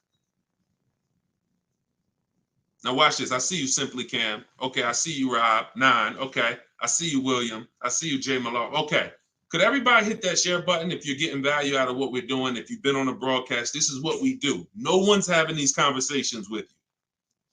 Share, because your friend will be mad if they find out you've been listening to me, using this stuff, saving money, and you didn't tell them, and they out here getting killed. Tag one friend, they'll thank you. When you consider the fact that those of you who are on here who said, Deshone, I got a car out there, I've had it for 9 years, 10 years, a year from now, that car is going to be worth about what it's worth today. That means you won. That's the long-term purchase. That's the keeper. You got to ask yourself, step one in my book. Step one in my book is the most important question. My book is called Cars from Home, 7 Steps of Saving Time, Money, and Avoiding Dealerships. It's a digital book because I update it as the market changes. 7 steps. Everything I'm going to teach you is out of those 7 steps. The first one is the most important question, which is, how many years are you keeping the car? If your answer is 8, then I created something called the 8-year rule. You should be buying your cars because your goal is to get to the point where you're like these people that I just asked. The book is in my TikTok bio. Somebody said, where can you get the book? It's in my TikTok bio, 75% off for 30 minutes, which normally $97, but for everybody on here, you can get it for 75% off for 30 minutes in my TikTok or my Instagram bio, or you can go to deshonesbook.com in the comment section, or you can scan the QR code if you're watching us on TV. So you have to really focus, unseen expense. See, why do I have to spend more time educating you on the unseen expense? Because it's the unseen expense. When you just said, when you just did this math with me and said, Dad, I'm losing money, and I haven't been trained to see the money I'm losing. That's why you'll go buy a car and replace it in a year. Because they're switching your payments. They're not switching. They're not telling you the fact you lost $7,000 of value. They're just going to manipulate the loan, put you on a car payment you can afford, and get you to sign off on it. We're done. You're going to understand these numbers because cash buyers would never do this. Cash buyers, if you paid 30 for a car and you came back in 2 months and they said, look, we can only give you 24, you wouldn't do the deal. But payment buyers, you're the one they fool. You're the one who can't see the money. And that's why I have to teach you to see this. So this is where you want to be. Either I'm going to keep my car 8 years. Now, some of you said, well, Deshone, I'll buy used, so I don't have to take that depreciation. But I'm going to tell you something. Buying used is not going to, when you compare, that's not the solution. Buying used or new is for long-term people. 8+ years. Buy new if you can afford to buy new. Buy used if you want to knock 20, 30, 40, 50% off your purchase price and you don't need the latest and greatest. Doesn't change that if you're buying, you should be a long-term person. If you are not an 8-year person, you should be shopping for great lease deals. And I'm going to tell you why. Look at Danielle. Look at Danielle. Danielle leased an Audi, $44,000 fee. And I'm explaining to y'all why you've been taught, well, I'm going to buy used, so I ain't going to take that type of hit. But I'm going to tell you, I'm explaining something to you real quick on how that's not the answer. Leasing is the answer. She leased an Audi A3, $44,000 vehicle. She's paying $550 a month, and she gave her first payment. She said with her first payment down. Now we're going to not use down payment anymore as a term. We're going to start saying total out of pocket. We want to eliminate down payment. Down payments can be flipped up. Sometimes you say I'm going to put money down, they don't include your tax. So we like to use total out of pocket. But she gave him $550, she drove off. That vehicle, she's driving a brand new A3. Now I want you to picture this. Danielle pulls up to somebody who's driving the same exact car, but they bought it. Every $5,000, some of you know, is about how much a month. I talked about it a little while ago. Some of you might have seen the video where I said it. Every $5,000 on a purchase on a loan is about how much per month. Let's see if anybody knows. Okay. I can't wait too long. We got to type that $100. And again, I can't sit here and act like most of y'all aren't new to me. So I'm not going to assume you have even seen any of my previous broadcasts. So I'm just going to tell you the answers. Yes, Susan, $100. So it depends on the interest rate. 5-year loan, that vehicle right there, $44,000 will cost somebody about $950 a month. You see why we don't have to wonder why people have $1,000 car payments? It's not that hard to see. They're buying their cars. So now Danielle pulls up in her Audi. Let's stay with the scenario, right? Danielle pulls up in her Audi, 44. She's paying $550 a month. Somebody next to her pulls up in the same exact Audi, same exact car. They're paying $950 a month. Now, third person says, I buy a used one.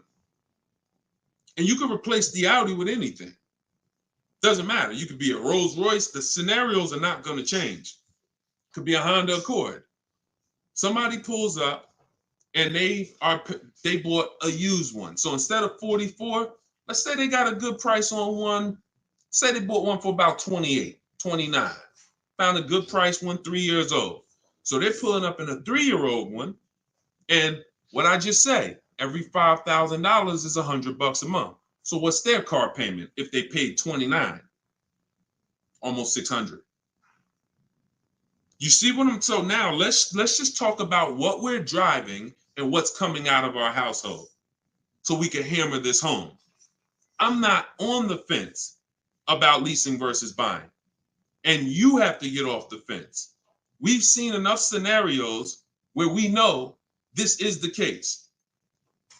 One person, Danielle, got a great lease deal. She's paying $550 a month. Another person buying a brand new one, they're paying $950 a month. And they might take a longer loan. Oh, Deshone, I'm paying less. They might take a 6-year loan, and let's say they're paying $850. And then another person is driving a used one, and they're paying $600 a month. Not even a question. It's not even a question. Do y'all see what I'm talking about? 3 people driving the same car. Look at the differences. So depreciation and resale value is what you need to be aware of. These people think they win. That might have been you, Deshone. I'm the type, I bought my used cars and I keep switching them. Now, those 2 people who bought them, if they were keeping them 9, 10 years, that's a different story. It always goes back to the 8-year rule. Okay? You must understand, if I'm keeping 8 years or longer, I buy. If I'm not keeping 8 years, I shop for great lease deals. Not even a question. And you'll be mad. You're going to be mad when you find out how much money you've been missing. Some of you probably getting mad now. Dad, I was always taught don't lease. Well, those people owe you some money. Those people owe you some money because they've cost you thousands of dollars. Go ahead, Dolan. Shoot the next one up. TikTok, does my credit have to be top notch to purchase automobiles with 0 down? No, it doesn't. It needs to, listen, when you are, hang on 1 second, y'all. Hang on 1 second.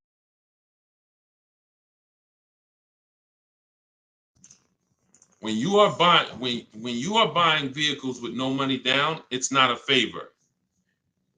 It's not a favor. There's only 2 people who can't get vehicles with no money down.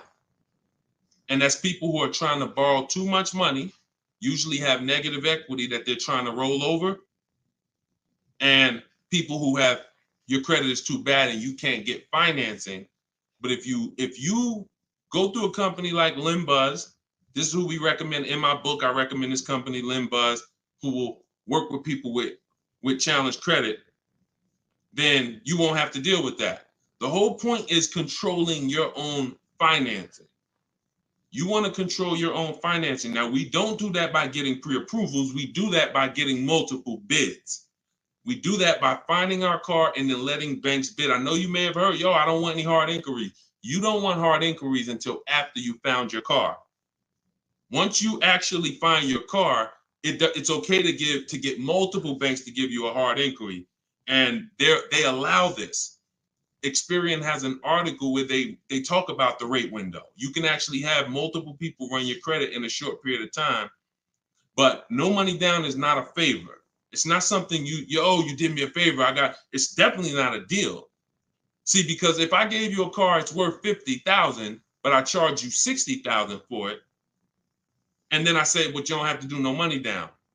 Is that a deal? I gave you a car, it's worth 50, but I charged you 60, but it's no money down. No, absolutely not.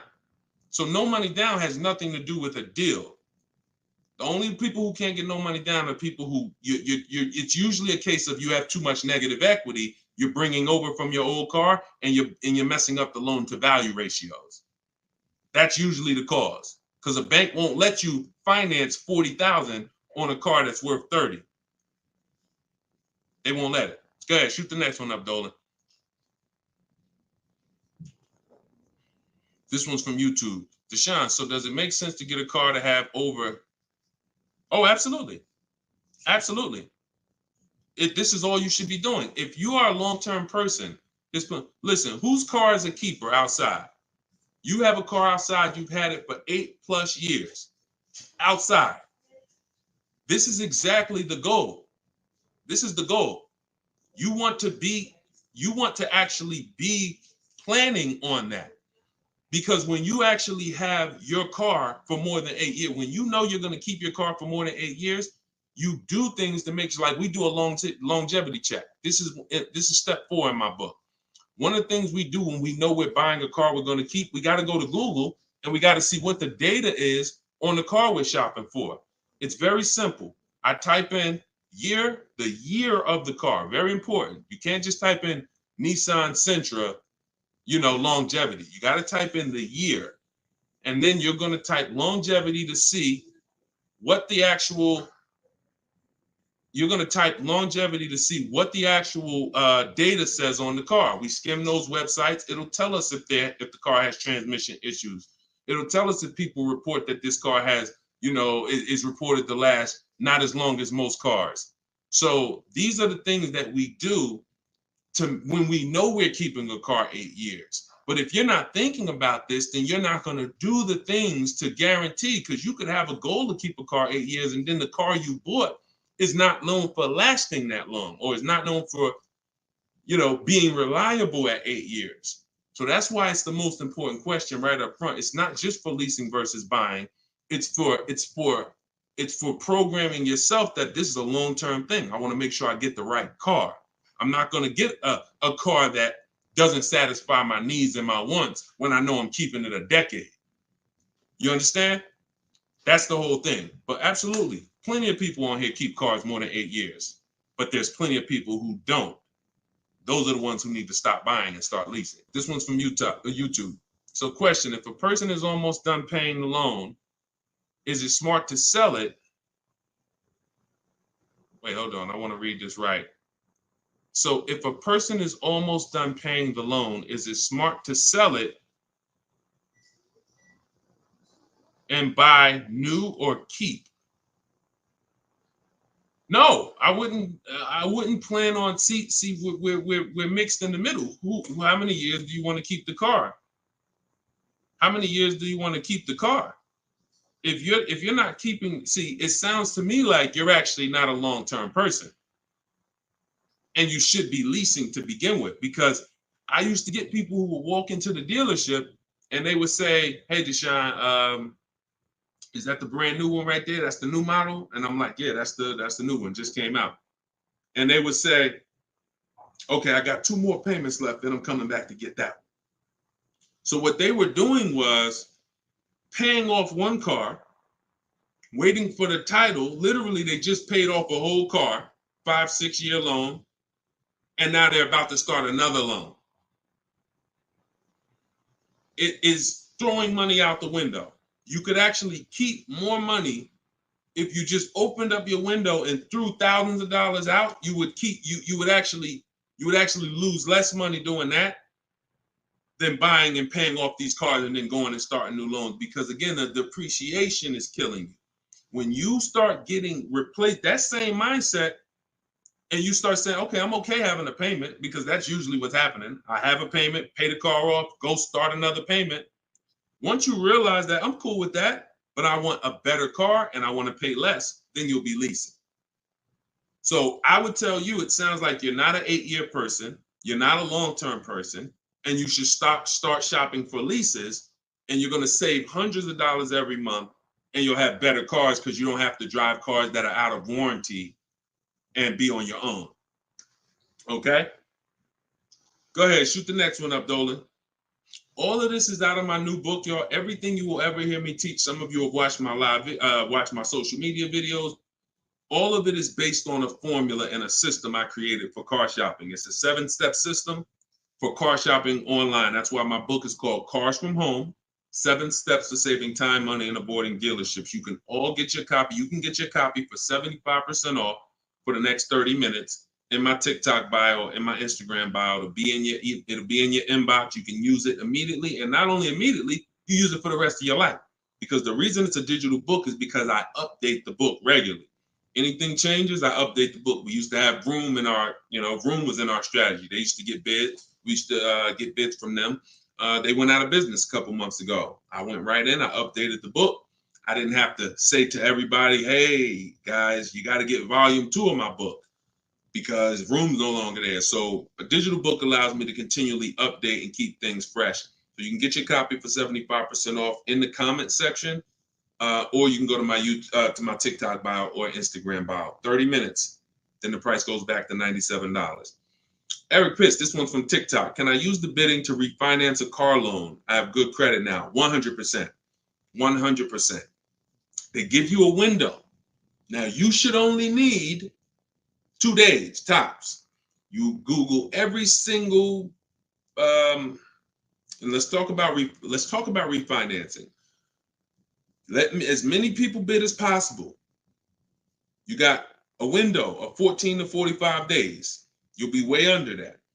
It'll weigh as 1 inquiry when you finalize the loan. It'll weigh on your credit score as 1 inquiry.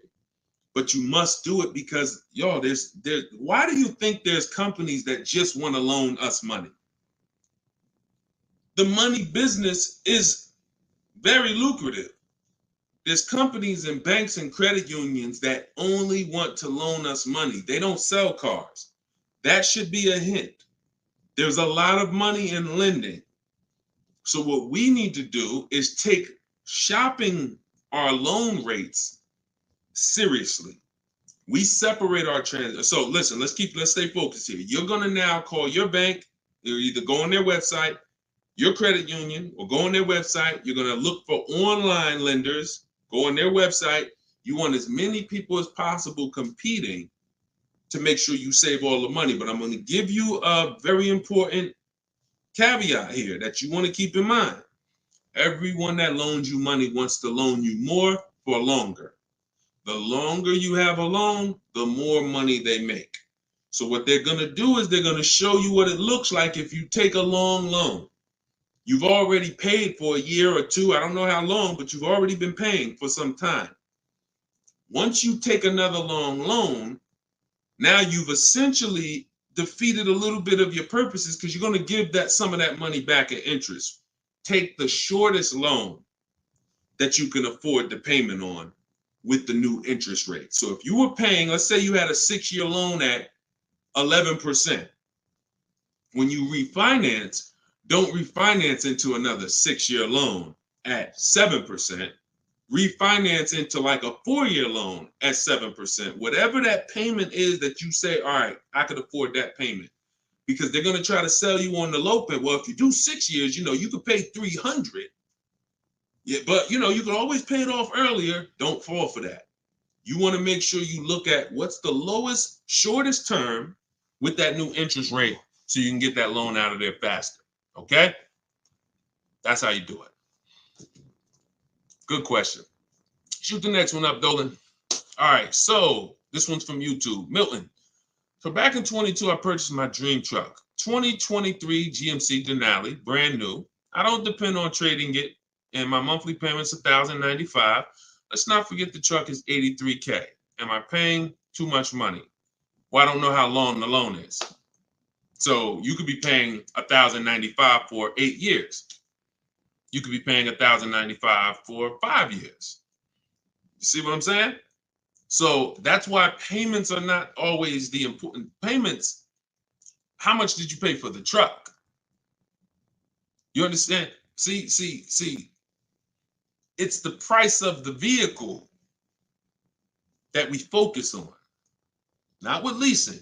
I don't want to see what you got to be. And this is why I want you to have my book, or you got to be locked into what I'm saying, because I'm talking to a lot of different people on here, and your scenario is not another person's scenario. So you can't hear what I'm saying when I'm talking to Milton about purchasing and think, well, I'm shopping for a lease. He said, don't focus on payment. No, different. Okay. So when we're talking about purchasing, the most important thing is how much we paid for the asset. Now, I don't know what you paid, and I don't know how well you shopped. I don't know. So there's no way. And here's the thing. The way we buy cars is by design. We don't know. When you start getting bids and it's done, I'm going to just assume, let's just say, I'm not going to look at your deal and dissect it, because I don't have enough information to do that. And plus, if the deal wasn't good, what good is it me what good is me? It's your dream truck. What good is it me? I mean, what good am I going to do telling you overpaid for it anyway? So let's not ask questions that could lead to hurt feelings and long-term remorse for our dream truck. But for the rest of you who are shopping, and for the future, because Milton, your family's going to shop, you're going to shop again in the future. The way you've been taught to shop guarantees you never have price assurance. Price assurance means I don't have to ever ask if I could have paid less, because I got bids. Negotiator. If you're not a good negotiator, type me in the comment section right now. Deshone, I'm not a good negotiator. I hate it. I don't like it. I'm an introvert. It's not for me. I feel like I always get the losing end of the stick. I just feel like, people take advantage of me. I'm too soft-spoken. Whatever reason. All right, Susan, I see you. All right, Christoph, I see you. All right, Jay, I see you. Okay, so when we look at negotiating, I'm a good negotiator. I did it for a living. But one thing I know about negotiating, why I will never shop this way, and I don't want you shopping this way, is because you cannot get price assurance. You can't guarantee you pay the least price when you're negotiating one-to-one. When you go into the supermarket and you see you're getting spaghetti sauce, there's 7-10 companies trying to sell you spaghetti sauce. They're all like, hey, hit me this week, Prego, I'm on sale. Vitellini, I'm on sale. Hey, Ragu, they're competing. Everyone competes for our business except car dealers. Everyone wants to compete. So the reason why we can spend money on these other items and we never have buyer's remorse is because we've seen so many options. Y'all get it? We've seen so many options. I knew I didn't overpay. If I told you right now you got to go buy a 100-inch TV and you got to guarantee you don't overpay for it, you're going to be like, Deshone, I can do that. Why? Because you know where to go. I'm going on this website. I'm going on this website. I'm going on this website. I'm going to guarantee I get the best price on the TV. I'm telling you, bring that same thing to your car shopping. That'll eliminate your buyer's remorse. That'll eliminate you ever asking, did I get a good deal on this? Hey, did I overpay for this? Hey, could I save more money on this? Get multiple offers eliminates it. And there's no other way to eliminate it. Okay? So don't worry. I'm sure you did well, Milton.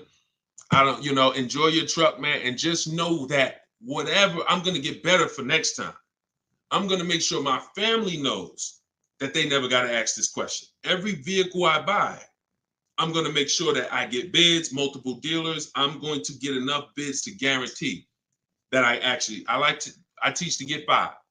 In my book, I have a strategy, 25 to 5 shopping strategy. This is for new cars and leases. We connect with 25 dealers online. You're using all my scripts. You're using everything I tell you to type, copy and paste in my book. And you're going to get you're going to get at least 5 offers, 5 to 7. Once you get those offers, you're going to see about a $3,000 to $5,000 spread minimum. Now, if you take somebody like Kimberly, now Kimberly's spread was 20,000. This is Kimberly. She emailed me. She's in our private community in my private coaching program. She said, "How do I respond back to this? I don't want to get mad." She responded via email. You see, the MSRP on that vehicle was $86,961. She got a Maserati. Selling price was $66,261. $20,000 discount. This is why we don't get happy about any discount until we see all the offers. Because if she would have saw a $10,000 discount, Deshone, I'm saving 10 grand they're offering me. Okay. Is that the lowest bid? Well, no, I mean, but I just walked in, the dealer said they're going to give me 10 grand off. See how we can lose? We don't know what the bottom is, but when she gets her 5 to 7 offers, now she ends up saving 20 grand. It's different for every car, but if you don't get 5 to 7 offers, you won't truly know the bottom, and she's guaranteed. She has that price assurance. So we got to get bids. You could do it my way, which is the easy way, 60 minutes from home, using my scripts for new cars and leases, different strategy for used cars, or you could do it your way, which is calling around, stay in your house, call, talk to some sales managers, get 5 bids. It's up to you, but you get my book for 75% off. Get your copy, 75% off in my TikTok bio, and you'll have all my scripts. You use them for the rest of your life. All right, go ahead. Shoot the next one up, Dolan.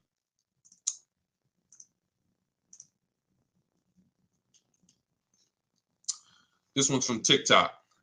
It's 2024. What year should you be looking for if buying? Doesn't matter. You know, your question is new car or pre-owned car. If you're buying, that's a budget issue.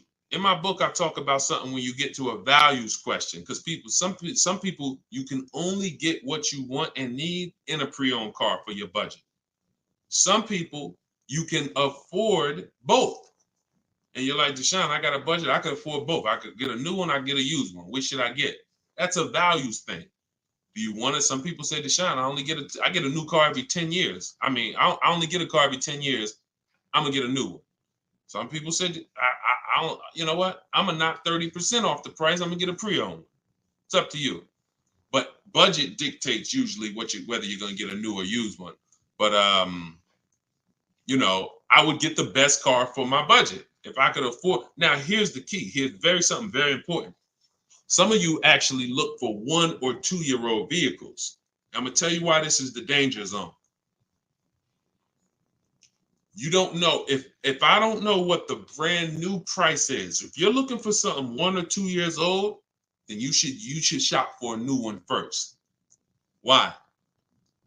You're typically not going to have enough inventory to look at to really get a good gauge. When you start seeing my stuff, you'll see, when you hear me talk about looking at options, multiple offers, multiple options, you'll see we're looking at lots of options very quick and making our decision. When you have only the only way dealers get pre-owned cars is someone trades it or they buy it off lease. And the average time, not many people buy a car and turn around and trade it in a year. So you're going to have a hard time finding a 1 year old car. You might not a lot. You'll find a lot of them. You won't find a lot of them. And when there's not a lot of them, what does that give us? What is the potential for it? Overcharge. If the dealer knows there's not a lot of them, I might overcharge you. Now, here's the problem. Here's why you must shop for a new one first. Let's say the brand new market on that vehicle is my best offer. I could save 5-6 grand. Let's use a vehicle that has like $6,000 in rebates and I end up saving 10 grand. If I could get a new one and save that kind of money, $40,000, and I end up buying it for 32, 33, whatever, 34. Now that's going to dictate the market, because some people will look at that 1 year old one for 32 and be like, okay, I like that price. That's a problem. That's a problem. Because why the heck would I buy a 1 year old one for 32 if the new market is I could get a new one for 34, $2,000 more, I get a brand new one. This only happens when we're looking at cars that are very new, 1 or 2 years old. If you're looking for a 3-year-old one, there's going to usually be lots of options, lots of inventory. 4 years, lots of options, lots of inventory, and you don't have to worry about that. Cool G said you answered my question. That's typically what happens, because a lot of you in here, although there's a couple scenarios, a lot of you in here, you got to realize your scenario is not unique. You have thousands of other people who are in the same exact scenario as you. So if you stay on long enough, you'll usually hear somebody ask a similar question, or you'll usually hear me answer a question you would have asked. But yeah, that's the first thing I would say. Focus on,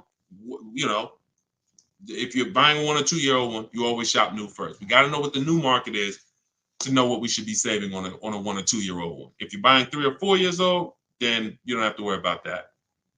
Go ahead. Shoot the next one up, Dolan. Instagram. I always think I get a good deal, but then I don't. Bids. You eliminate this with bids. Look, I wish I was coming into your life to tell you you're doing okay. The fact is, most people are not, because you don't have price assurance. And price assurance gives you when you don't have price assurance, you have potential for buyer's remorse. Aside from the car. And I know this. Look, I'm a nice guy. I consider myself to be a nice guy, but I'm in the bad news business, because I'm not meeting you telling you you're doing good and then, oh, you're doing so good, but I want to help you do better. I'm meeting you telling you that 99% of what you've learned about buying cars, leasing cars is wrong. And not only is it wrong, it's cost you thousands of dollars already. Now you get to decide from this day forward, are you going to change the trajectory of the finances that you pay for cars? You get to make that decision. But you got to admit you need help. You got to admit you're not doing as good as you would have hoped you were doing. And if there was 80 people out there teaching what I teach, then God bless, that would be a shame if you didn't tap into one of them. There's not. I'm one of the only ones that teach in this way. A lot of the stuff that I teach, I created it based on math and looking at thousands of scenarios, leasing scenarios, buying, people who buy their leases and creating and seeing where these people get jammed up. And now that information is available for you now. But in order for you to actually win, you have to admit that I need that. So if you think you're doing bad and you're like, yo, I'm done doing bad, this guy is here. He helps people. He's got proven track record. I got over 2 million followers on social media. I'm a very public person. We've been around for 3 years. If my stuff wasn't working, you would have heard it by now. But we have hundreds and hundreds of people, if not thousands, that have actually used what I teach to eliminate that statement you just made about, I think I got a good deal.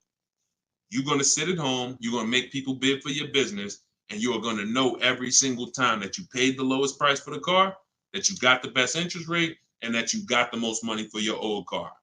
That is what we're going to do. All right, but you take the action.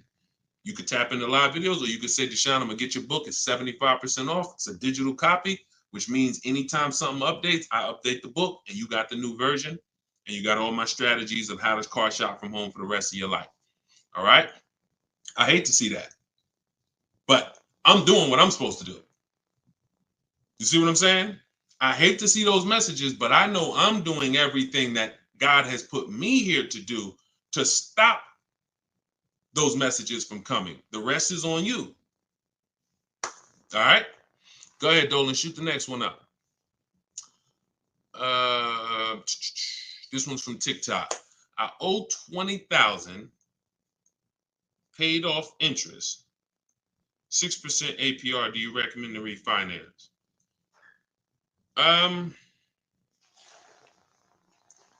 Depends on how low you could get. You know, rates are pretty high right now, but you know, I mean, maybe you don't go through the hassle of refinancing to save, you know, half a point. You know, that's tough. If you can't save a good amount of money refinancing, can't drop your, you know, but at the same time, money's money. So if I could save 1 point, that might save me $500 on my loan. 1 point on my interest rate might save me $500. So, I wish it was a site that shopped. In fact, we maybe in the future there will be. We're working on creating something like this where you actually can, have these banks just automatically tell you through a soft credit approval what the rates would be, so you don't waste your time. But that's tough, especially because we're in a season right now where rates are high. So I mean, you might find out that you based on where rates are right now, that's actually a pretty good rate. In which case, it wouldn't make sense to refinance. I wish it was easier. Trust me, some stuff I wish was easy. The products don't exist. The websites don't exist. So anytime y'all see me talk about stuff like that, like it's because these things don't exist yet. And one day we hope to create them. Go ahead, shoot the next one up, Dolan. Great question. Great questions today. Absolutely, Matt. Yes, it would be great. That's why we're working on creating it. Okay. Yep. Come on, keep typing. We got a good we got a good amount of time left. We're going we'll probably stay on for another 15-20 minutes or so. When is the next time? Oh, when is the best time to purchase a car? Eric, I'm grateful for this information. My pleasure. That's what I'm doing. And listen, shit, look, could y'all run the likes up on TikTok? Tap the screen. If you're getting value out of this, before we answer this question, if you are getting value out of what we're talking about right now, type a $sign. Type a $sign if you're getting value out of what we're talking about. Y'all gotta understand something. Your people are out there suffering. They're losing. Look, in a nice way, I'm telling you, and you are saying to yourself, the more you hear me talk, the more you're saying to yourself, Dad, I've been doing this thing I've been doing this thing wrong. You were taught that. So you saying to yourself, if I haven't been doing half the stuff Deshone is talking about on this broadcast, I could only imagine how much money it's cost me. That's all going through your mind. That's fine. But you're in a place where you can now take action and change. Your friends are out there right now at car dealerships losing. This broadcast doesn't grow unless you tell them. Unless you tell your coworker, hey, you buying a car? Hey, you go to Deshone the Auto Advisor page. He does these live shows. Get your questions answered. This is where we have to get to. This is where we have to get to if we're going to really make a change besides, changing our own bank accounts. That's the goal, but then we go and we help others. So I'm glad to see a lot of people getting value. All right, so let's do this. Let's answer this question. This one's TikTok. When is the best time to purchase a car? So this is marketing. Marketing wants to tell you there's a best time to come in. Now, imagine you own a business where the customers are so trained that they come in the same time every month, no matter what. That's the end of the month. So the car business has, through years and years of marketing, told you the end of the month, the end of the year, best time to buy a car. Imagine that. You got a barbershop and everyone knows end of the month come in, you just get a line out the door. But the fact is, there's no better deals being done that day than shopping multiple offers throughout the month. Here's why. They've told you, well, dealers want to make their numbers. Well, dealers are trying to make their numbers from day one. And when they see, we used to look up sometimes and we knew we had to do 250 cars for the month, 325 cars for the month. We look at the books, it's the 9th of the month, we only got 30 cars sold. What do you think is happening? We're getting a little nervous. We're not pacing to hit our numbers. Opposite end, I've seen months where we are ahead of schedule. What does that mean? We might hit our numbers on the 27th of the month, the 26th of the month. It doesn't matter. The best dealers are trying to hit their numbers throughout the month. So when it's the 9th of the month and no one's in the dealership and no one sold the car today and it's daggone tumbleweeds going through the showroom and everyone's praying for a customer, What do you think happens when a person reaches out then and says, hey, I'm looking for a car? But marketing tells you otherwise. Marketing says no matter what, coming at the end of the month. So there is no best time to buy a car. Here's what I would tell you. There's a best time to be in the market. In my book, I teach something, and I always teach this: 2 dates. Your no later than date and your as soon as date. No, as soon as date is the soonest day you can accept a deal. The soonest date you can accept a deal, that we call that you're in the market. That's step 5 in my book. In the market, looking at offers on websites, ready to take an offer down if it looks good. If a bid comes in and it wins, we're in the market. We don't do that until we can accept an offer. Now, once that's done, once we've established our as soon as date, we need to ask ourselves, what is our no later than date? Your no later than date might be end of the year. You might be saying, I got a kid going to college. I got to get a car by the time they go in the fall. You might be saying, I get a car by end of this month. That's your no later than date. Now, the time in between those 2 dates, that's our leverage. Because this is how long you can say no. This is how long you can look at offers and say, no, sitting home, using the way I teach you, look at used cars, look at the used car market, look at the new car offers, look at the lease bids you're going to get, the quote you're going to get. No, you know what? I'll reach out next month to see what the programs are, because programs change every month. Used car trends change every month. So when you're in the market early, there's so many benefits. Car not coming for 6 weeks. I want a black car. It won't be here for 6 weeks. A person who's coming in the dealership today and they need a car today, they can't get that car. You can. So being in the market early allows you to establish contact with dealers. If you're shopping for a new car or lease, establish contact, get bids, look at offers, say, you know what, I'll follow up next month. It also allows you to be top of mind when somebody's sitting in their car dealership and they're like, look, all right, y'all, we're behind on the numbers. Anybody who makes us a reasonable offer today, we're accepting it. Now, every salesperson goes and looks at who they've been talking to, who couldn't get them to buy with the first offers. They couldn't get them to buy when they was trying to take shots. Now they're like, okay, hey, look, hey, Chris, man, are you still in the market? Look, I could do that deal now.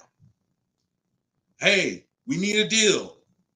See, when you take advantage of what I'm telling you and you start to understand these 2 dates, that's in my book, and that you'll hear me talk about, you'll understand that sometimes our best deal doesn't come in the first month.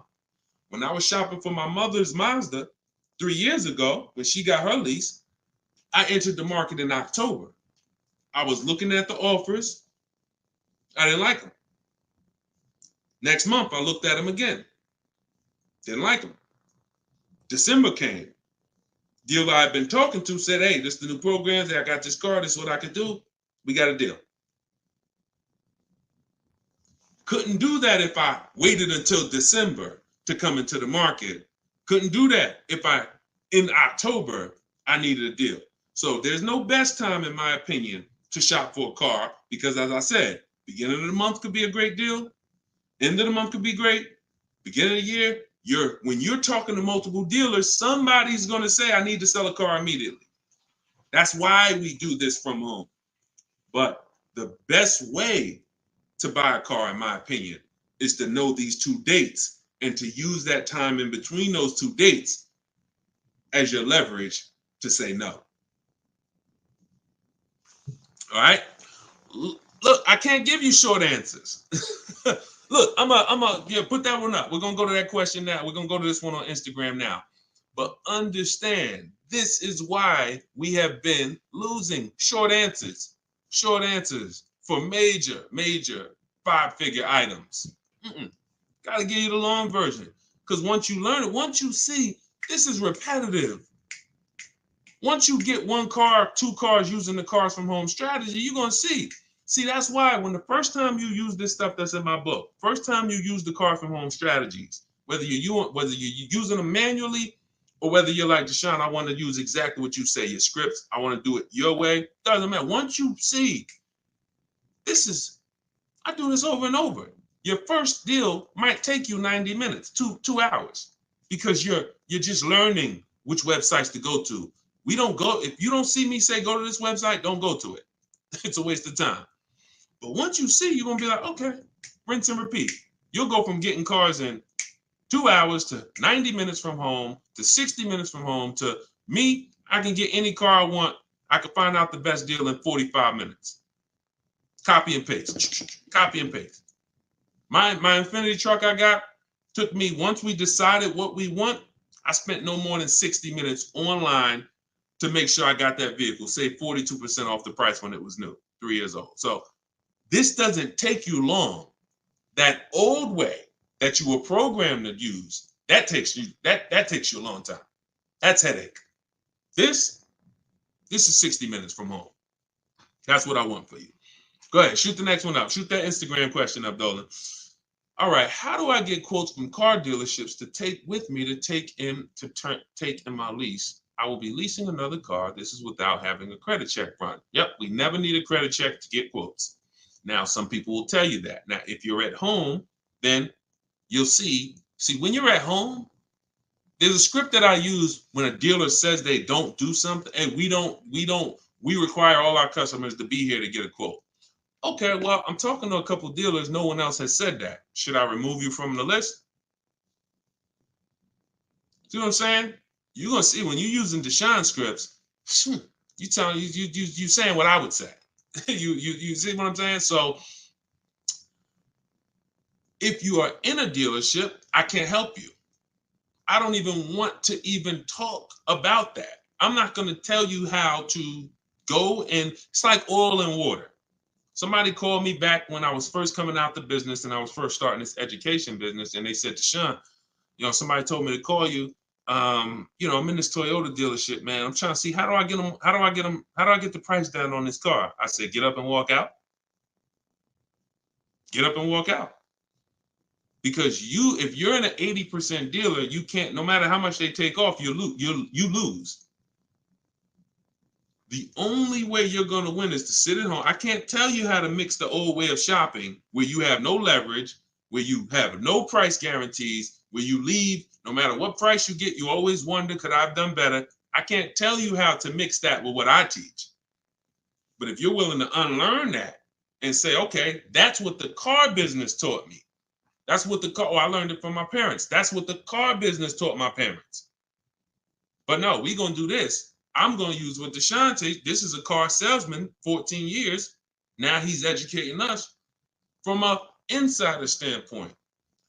You come out of that and you sit at home and you call and you could do it manually. You could do it manually. I can't twist anybody's arm to get this book for $24. But if you're going to do it manually, realize there's people trained and you're going to talk to them, which means you got to be aware when you talk to them. That's why I say only ask for sales managers. Only ask for sales managers. Because if you try to do this with salespeople, some sales managers will make it hard, but you got a better shot. But you need to get 5 quotes. Doesn't change because 80% of dealers are overpriced. Now, my way, in my book, I teach something called the 25 to 5. It's all online. So we're contacting 25 dealers through their website, and we're having conversations with usually 7 to 10 of them, copy and paste scripts you're using, and you're keeping the conversation moving forward. Our first goal is to see who has a car I want. Before I even talk to you about anything, I want to see out of this 25 dealers who has a car I want. Second thing I'm going to do, once I identify who has a car, I'm going to request a quote. But I need to give them everything they need to quote me. I need to give them my zip code so they can run the tax. I need to give them what I do for a living to see if I qualify for any rebates. I need to give them what cars I have in my household, whether I own it, lease it, own it outright to see if I qualify for any rebates. I need to give them my my soon as date, my no later than date. This is all copy and paste in my book. So the reason why some of you have a hard time shopping online is because, one, you're dealing with trained people, and two, you don't know what information to give so that they could even give you a quote. So if you're giving, so my book, you're using copy and paste, and we're never talking about credit. It's not even a question. In fact, one of the things we say in one of my templates is assume tier one. So we're assuming tier one, getting our offers, and then we are not letting anyone run our credit. This is not just for leases. This is for everything. No one is running our credit until after we've agreed to buy something. We're telling them assume tier one. If I don't qualify for tier one later, we'll talk about that later. But I want to see the price. Tier one, I want to see the price. And that's what we do. But never let, if you only way you'll fall for that is if you're in dealerships. Oh, I need to run your credit. You know we can't give you a quote. You run into the wrong salesman who don't care. He'll say anything. She'll say anything. Well, I just can't, we can't get a quote. We don't know what you're going to qualify for. Yeah, you could assume tier one. Yeah, but we had people come in and say assume tier one and it just messed it up. So we like to not quote without a credit. You're in the wrong dealer. You see what I'm saying? These people are by design. We're trying to run them out of business. When more people, this is why we're trying to get this broadcast out. Because until more people start shopping online, they're going to continue to do that stuff. See, as more people shop online incorrectly and walk into dealers, they can get away with doing this stuff. But when they know 600 people are going to walk in their dealership over a weekend, Friday, Saturday, Monday, holiday weekend, President's Day, we're going to get 600 people walk in. Why would they change? Would you? Unless you're just a person of ethic, why would you, if you got a business where 600 people come in the door, why would you change? But when we start shopping online and that 600 goes down to 400, and then that 400 goes down to 200, and they see that, we used to get 200 inquiries online. Now we're getting 700 inquiries online. Now everything's gonna move to we gotta do this online thing properly, or we're not gonna sell cars. That's why the future of if you really want to enjoy car shopping, you need to tell friends about what we're doing. Because the more people that shop the old way, it hurts us that are shopping this way. Doesn't stop us from getting great deals. We just got to continually weed through these car dealers because they're like 80% of our people coming in shopping the old way. So, all right, go ahead, shoot the next one up, Dolan. Great questions today. All right, this one's TikTok. I want to buy my sister's car lease after it's done in July. Is that possible? Nope. Your sister, I'm gonna tell you why. This is a common question. Some people want to buy, some people want to, buy their lease and give it to their family member. The family member can't buy it directly because only two people can buy a lease. When you buy your lease, there's only two things there's only two types of payoffs. A customer payoff, which is for the customer, and a dealer payoff, which a dealer could pay. That's it. There's not a third part. So what would happen is they would have to buy the car and then sell it to you. And if there's a loan on it, that's going to be, it's going to take a little time. It's not impossible. It's essentially a private sale.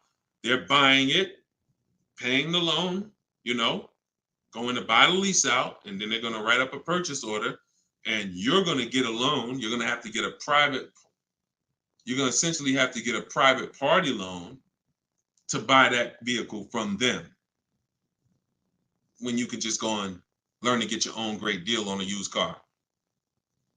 See, why, if it was easy, then go do it. No problem. Buy my sister lease. But if I just told you that it's not easy, it's a lot easier for you to just learn to get your own great used car deal, then that's what you should be doing, in my opinion. Because that other way, I just told you what it's going to take. All right? Go ahead. Shoot the next one up, Dolan. All right. Keep them coming. We got a couple more minutes. Let's go. When will you be live again so I can inform my people? Mike, we're working on getting a link in my bio where you could actually just go to that link and get a notification. You'll see it on a calendar. Hopefully we'll have that by the end of the week. And you'll be able to just be aware. Right now, only the people on my email list are going to be notified. But yeah, hopefully in the next about a week. Hopefully in the next couple of days, we'll be able to have that. Where you'll be able to see the calendar and join. All right, so just stay close. Stay close. This is all stuff we're optimizing day by day. Every day we're optimizing this, so just stay close. All right, go ahead. Go ahead, Dolan. All right, TikTok. What if I buy at a lower interest rate with a longer term, but make extra payments monthly? I mean, if you have the discipline to do that, I think if you, I teach something called the rule of 72 in the 10th birthday. What does that mean? We don't take a loan longer than 72 months under any circumstances, and we have the car paid off by the 10th birthday. So we're not going to take a car that, give an example, why does this rule exist? Because I've seen all the bad scenarios that I've seen, or most of them, exist when people have loans on a car that's older than 10 years, or they have a loan that's longer than 7 years, 8 years, And so when you typically have a car that is, you want to get to a point where the car is paid off so that you can put money to the side for incidental emergencies, repairs, maintenance. If it's 7 years down the line and you're still making a car payment, especially if you bought a used car, the car is, 11, 12 years old at this point, you typically could run into issues. And also we don't have any, it's a lot of people on here. Would anybody on here take a 50-year mortgage? Would anybody on here take a 50-year mortgage? Anybody? No, I see. No volunteers for the 50-year mortgage, right? Why? Why? Because you already are aware. You see that? Every one of you said no way, nope. You already are aware that when it comes to home buying, there is a limit. You're trying to force this. You're trying to force yourself into this house if you got to take a 40-year mortgage. 40-year mortgages are available. 50-year mortgages are available. But we know it's inherent already that if we got to take a 40-year mortgage or 50-year mortgage, we can't afford that that house. We don't have that for cars, which is why I looked and I said, okay, super conservative people take a short loan, 3 years, 4 years. You typically, there's not enough data that proves that you need to take a loan that short to actually avoid problems. You pay a little more interest, 100%. So you always take the shortest loan you can afford, but I'm talking about problems with the vehicle. I'm not talking about interest. You got to combine what the nightmare stories is not, I paid on a car for 6 years and I paid that much interest, because interest can be fixed with refinancing. The nightmare story is my transmission's having problems and I still got 2 years of payments left on the car. Car's in the shop and I still got a payment. If you've been in that situation, you understand how car's in the shop right now, can't drive it, and that bank wants their payment every single month. We're trying to prevent that. And we're trying to prevent you getting to a point where you can't put enough money to the side to make sure if God forbid something happens to the car, you have the money, you have the cushion. So we use a safe marker, which is 6 years.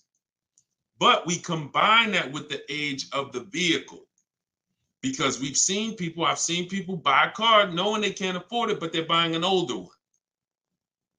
Deshone, I want to get that BMW. Deshone, I want to get that Jeep, that new Jeep. Deshone, I want to get that whatever. Okay. But the one you want, in order to get it where you want it at, you got to take a 7-year-old one. 7-year-old one, you need to pay cash for that vehicle. Why? Because what you're going to do, if you tie a 6-year loan to that 7-year-old vehicle, now that vehicle's 13 years old before it's paid off. So when that transmission goes, or when things start happening because the vehicle's 9 years old, 3 years, now nightmare. So I had to create these boundaries. You don't have to use them. You can step over them. It's okay. But now you know there's boundaries. See, I'd rather you know. If you get my book, you get your copy, you get your book, Cars from Home, you'll see full of boundaries. Full of boundaries.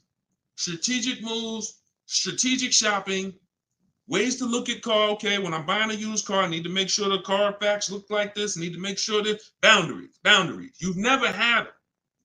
So if you step over them now, at least you know you're stepping over a boundary. At least you know you're taking additional risk. See, if there's no speed limit, how do we know we're speeding? Once they put, oh, speed limit 65. Okay, now I know when I step over that, I'm breaking a boundary. So this is what we are bringing to car shopping. Based on horrible circumstances that we're trying to help you avoid. Like buying a car and then it breaks down and you still have a loan on it. So that's the thing. Rule of 72 on the 10th birthday. We don't take a loan more than 6 years, and we have to have a car paid off by the 10th birthday. So if we're buying a 5-year-old car, we can take a 5-year loan. If we're buying a 6-year-old car, 4-year loan. If we're buying a 3-year-old car, then we can take a 6-year loan. Not a 7, because we're not going past 6 years. So we can't have the age of the car and the years of the loan be more than 10. That's going to create a lot less risk. Now you said, Deshone, I can't get the car that I want with a 6-year loan. I can't get the car that I want. That means you, in our minds, you can't afford the car. You can do what you want, but at this point, if you got to get a 7-year-old car and you got to put a 6-year loan on it, you can't afford that car. You can go do it because you're grown. You can do whatever you want, but you're taking a lot of risk. And that's all I want you to know. So if God forbid something happens, or if it doesn't happen, you're like, man, I made out. That was a little risky. But if something happens, you can say, Dad, took a little risk and I shouldn't have. You understand? All right. All right, we're an hour and 22 minutes in. You know we could go all day, y'all. I really want to continue to. All you guys are chatting with a video recording. Slade, you see what I'm saying? This is what I call confidently wrong. You know what I'm saying? Person comes in. You know look. How you feel, Slade? How you feel? All right, so look, y'all. We'll wrap it up. I will see y'all on the next one. Like I said, in the next couple days, we should have a link in the bio where you'll be able to see exactly when we're live. Jump on. But for those of you who just jumped on, everything that I teach, everything from my videos is all from my new book. It's a digital book. It's called Cars from Home: 7 Steps to Saving Time, Money, and Avoiding Dealerships. No matter what your scenario is, it's broken down in 7 steps. Negative equity, high mileage drivers. You want to lease, you want to purchase, it's the same 7 steps. You just need to learn those 7 steps. And as you use it, you'll see you'll never go back to the old way. You'll never go back to the old way of shopping again. Once you start getting great deals in 60 minutes, 90 minutes from home, making people compete for your business, and you can get your copy for 75% off for 30 minutes. After that, it goes back up to $97. So you can go and you can actually click the link in my TikTok bio, grab your copy, or click the link in my Instagram bio, grab your copy, or you go to Deshone's book in the comment section, or scan the QR code. All right. I see Slade getting comments. Slade, I wanted to see what you was going to say, man. You ain't, you ain't comment again, man. You know, I'm trying to probably dipped off, man. But anyway, I appreciate y'all. We will be back more for live, and I appreciate you. Tell your friends. Go watch Deshone's live broadcast, because we want to peel back the curtain, man. We need y'all saving money, all right? Let's keep unlearning, keep relearning. God bless you.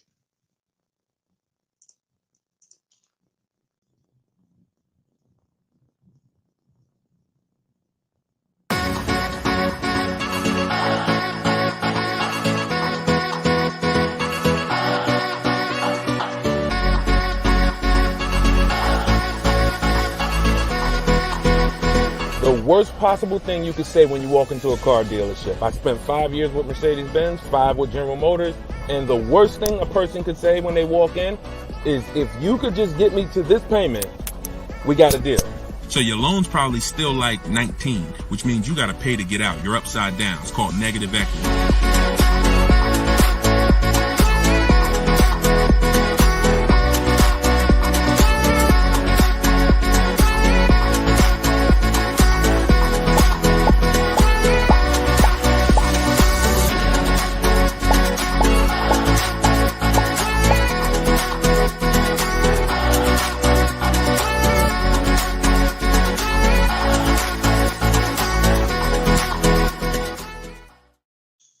welcome to episode 3 of Car Shopping Questions and Answers. I'm your host, Deshone the Auto Advisor. I am the author of Cars from Home, 7 Steps to Saving Time, Money, and Avoiding Dealerships. I'm also the creator of the Cars from Home video library and the Cars from Home Insider Coaching Program. We do these shows at 12 Eastern Time and 3 Eastern Time live, Monday, Tuesday, Thursday, and Friday. So you can tell your friends that's when I'm live. We do rebroadcast these shows throughout the day.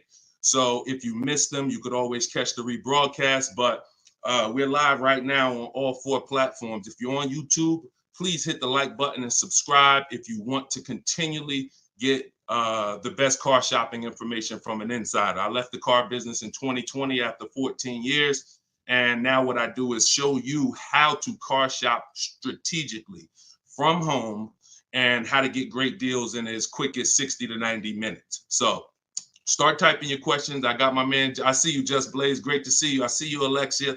I see you, Jesse.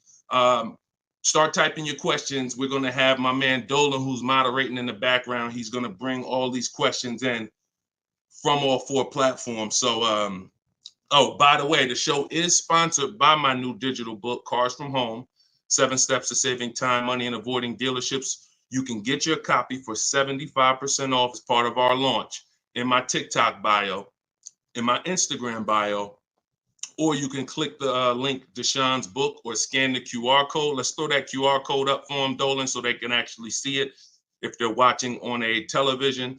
And let's get down to business. We're going to be here for about an hour. I'm going to try to get through as many questions as I possibly can. So whenever we get the first one, Dolan, you can throw it up on the screen and let's get busy. Shout out to the sharers too. I appreciate everybody who tags friends and invites people to the broadcast. We really appreciate you. Is there a different approach for no trading? I have a very old used car. Absolutely. So you can skip that step. So many of you know that step 2 in my process is to do an equity assessment, but that's only if you're replacing a car. The reason why you must do an equity assessment is because sometimes you'll find out your car either has equity or if it's paid off, it's worth a couple $1,000s, in which case that goes into your budgeting. Now, you might put that money in your bank account and make your new car deal with no money out of pocket, or you might choose to apply a portion of that or all of that to your next transaction. But what I don't want you to ever do is wait until you get to the dealership that you're going to get the car from and then let them be your first offer on your current car.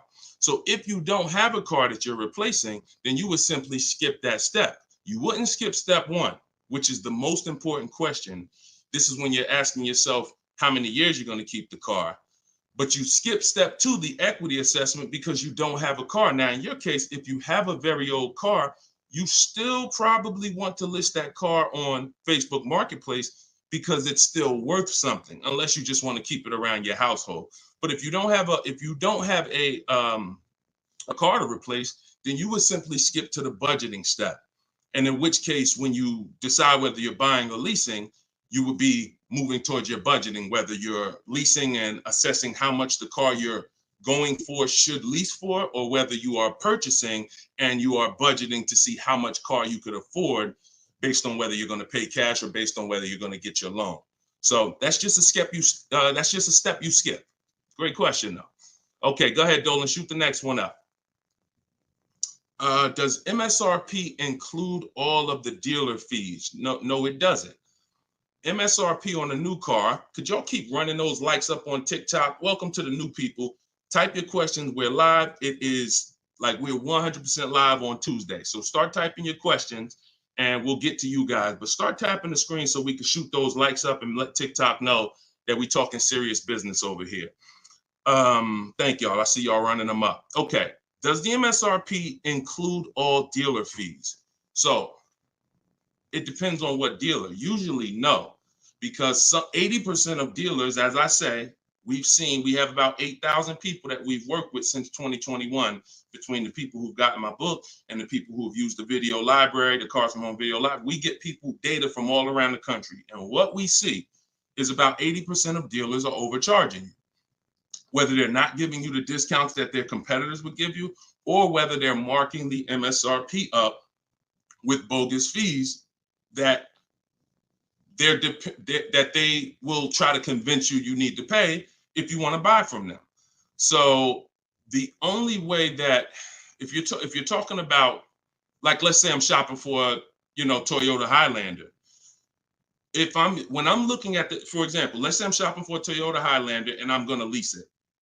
When I'm budgeting for a lease, our goal is to always assume about a 1.25% lease. So what I would do is I'd take that MSRP, let's say it's $48,000. I'd multiply that by 0.0125. That's going to be $600. $600 a month is what that vehicle should roundabout lease for when I find the best deal, which means one dealer beats all their competitors. And I'm not going to assume this to be the best deal, because we've had people who got 1% leases or 1.1% leases. We've also had people who get the best offer is going to be 1.4%. But what we're doing is we're using that middle portion. Some of you know 1.5 is the absolute max. You don't want to pay over 1.5. If I took that same vehicle, we'll do a lease scenario and then we'll do a purchase scenario. If you took 1.5 and you multiplied that by that same MSRP, now that's $720 a month. Above this, now we're paying too much for a vehicle we're going to be giving back. And the purpose of a lease is to avoid the natural depreciation that someone who's buying is going to take, and also to drive a lot of car for the money we're paying. So the lower percentage we pay relative to the MSRP, the better the deal. So everyone's going to charge different things. That's why we must get bids. We can't depend on a dealer who's going to say, oh, I'll honor the MSRP. And if I'm purchasing, then some dealers are going to not charge that same vehicle, that same $48,000 vehicle. Some dealers are going to charge $49,000 for it. Some dealers are going to charge $50,000 for it. Some dealers are going to charge $48,000 for it. And some dealers are going to charge less for it. We don't know who's who, which is why we must get bids. And part of what I teach is, and pretty much the gospel of what I teach is how to get bids online using dealers' websites so that we can sort for the best deal. We're not negotiating for the best deal. We are sorting. Good to see you, Yank. Even though you went a little left on the program yesterday, I saw you. But I'm here now. So go ahead, shoot the next question up, Dolan.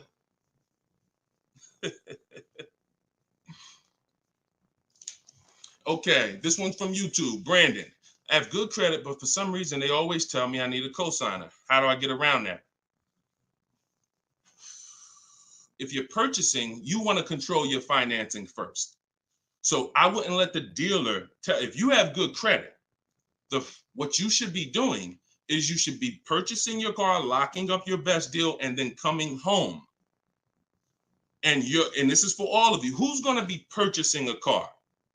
Who's going to be purchasing? Now, if you're not keeping your car 8 years and you're new here, then you're going to find out that you should be leasing.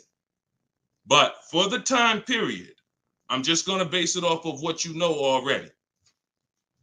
Who's going to be purchasing a car? Type me in the comments. Matter of fact, I need to see Instagram because I can't even see. I know, Dolan, you can see it, but I need to see Instagram as well. Hold on. While I'm doing this, y'all type if you're going to be purchasing. Okay, I see you, Brandon. All right, hold on one second. Let me get to Instagram. All right.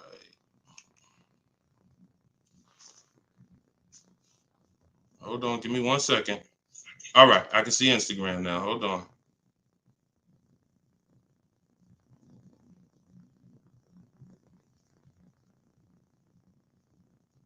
Give me 2 seconds. Okay, here we go. So if you're going to be purchasing, let me mute that. Yeah, I see you. She's like, please see us. I see you, LA Connects. Now I can see you. Okay. So if you're going to be purchasing, then what you're going to be doing is actually getting you're going to get your car. Do not let anyone touch your credit. No, this is for all cars, Crows. Just stay put. We talk about new cars, leases, and used cars. Stay put. Like, we got lots of people on 4 platforms. So you never want to let anyone touch your credit until you have already found your car. This is the mistake that you make, because dealers are going to try to get you to commit to them. And when they try to get you to commit to them, you have to be sharp enough to know, under no circumstances are you running my credit before you win the bid. Now, if you're doing it my way, you're not even in the dealer. But once you find your car, you are going to lock that car up. You're going to get a purchase order, a buyer's order. That's that long form receipt saying your information, the car, the price you paid for it, and you're going to take that home now. And that's when you are going to now go online or go to your bank or your credit union's online website, and you are going to now do hard inquiries and let all of these people access your credit so that they can bid for your interest, for your loan. So we want to guarantee we don't pay more than we could have in interest in our loan. So you're going to bring that home. You're not going to let the dealer be your first option for financing. Once you do this, I call this the bank bidding war. Experian lets you do this. The credit bureaus let you do this. And once you do this, you're going to now get multiple bids, go to online. You want to be on Google, online lenders, everybody you can actually get in touch with, and everyone who bids, who does loans, let them have a shot at it. If you do this within the 2 days that I'm teaching you to do it, it's going to weigh on your credit like one hard inquiry. You'll see all the banks listed, but the effects on your score will be the same as one hard inquiry. This is called rate shopping. So you come home, you let them access. Now, as soon as you get the best offer, that's when you are now going to call the dealer who you have the car locked up with. And that's when you're going to say, hey, I got this offer. Now, if you can beat it, I'll give you the business. Okay? That's how you do it. That's how you guarantee. And if you look at that process, it'll work every single time. And your goal is to make sure you never leave any money on the table with a lender. And if you do that with the dealership first, you're going to leave money on the lender and on the table. And you're at their mercy. That's the bank bidding war. All right? Go ahead, shoot, and feel free to ask any follow-up questions. Go ahead, Dolan, shoot the next one up. This one's from Instagram. How do I get out of negative equity? There's 3 ways. 2 of them lead to a car, 1 of them don't. First is you do an equity assessment. The equity assessment is when you call the bank, find out your payoff. Once you get your payoff, you're going to go to, this will take you 20 to 25 minutes to do. Everybody who has negative equity, focus on this right now. You're going to go to CarMax.com, Driveway, Carvana, Kelly's Blue Book Instant Cash Offer. Do not use KellyBlueBook.com. Kelly Blue Book Instant Cash Offer. Our cars are only worth what someone's willing to cut us a check for. That's all they're worth. So these companies I'm giving you make you a cash offer. That's what we want. Kelly'sBlueBook.com. Instant cash offer. Car Guru, sell my car, and Auto Nation, sell my car. That's going to get you 6 offers. Now your best route to go is whatever your negative equity is based on those offers. If you can pay the difference, that's where you want to go. If your best offer is 21, but you owe 23, you want to pay that $2,000 and get out that car. Because the second route I'm about to tell you is going to give you a greater amount of negative equity. And then when you go to do this, you're going to see that you have less control. So your second route, if you can't pay the difference, is you must get the car from the dealer who actually you're buying the car from. You must give them your old car because you need them to wrap your loan. You need them to wrap that negative equity into your new car deal because you can't pay the difference. And 9 times out of 10, the car is not going to be worth to that dealer what it's worth to CarMax or Driveway or Carvana or one of these online bidders. So you'll find that your highest offer from the online bidders might be 21. Your highest offer from the dealer you're going to get your car from might be 19 because it's not worth that to them. So that's why I say plan A is pay the difference.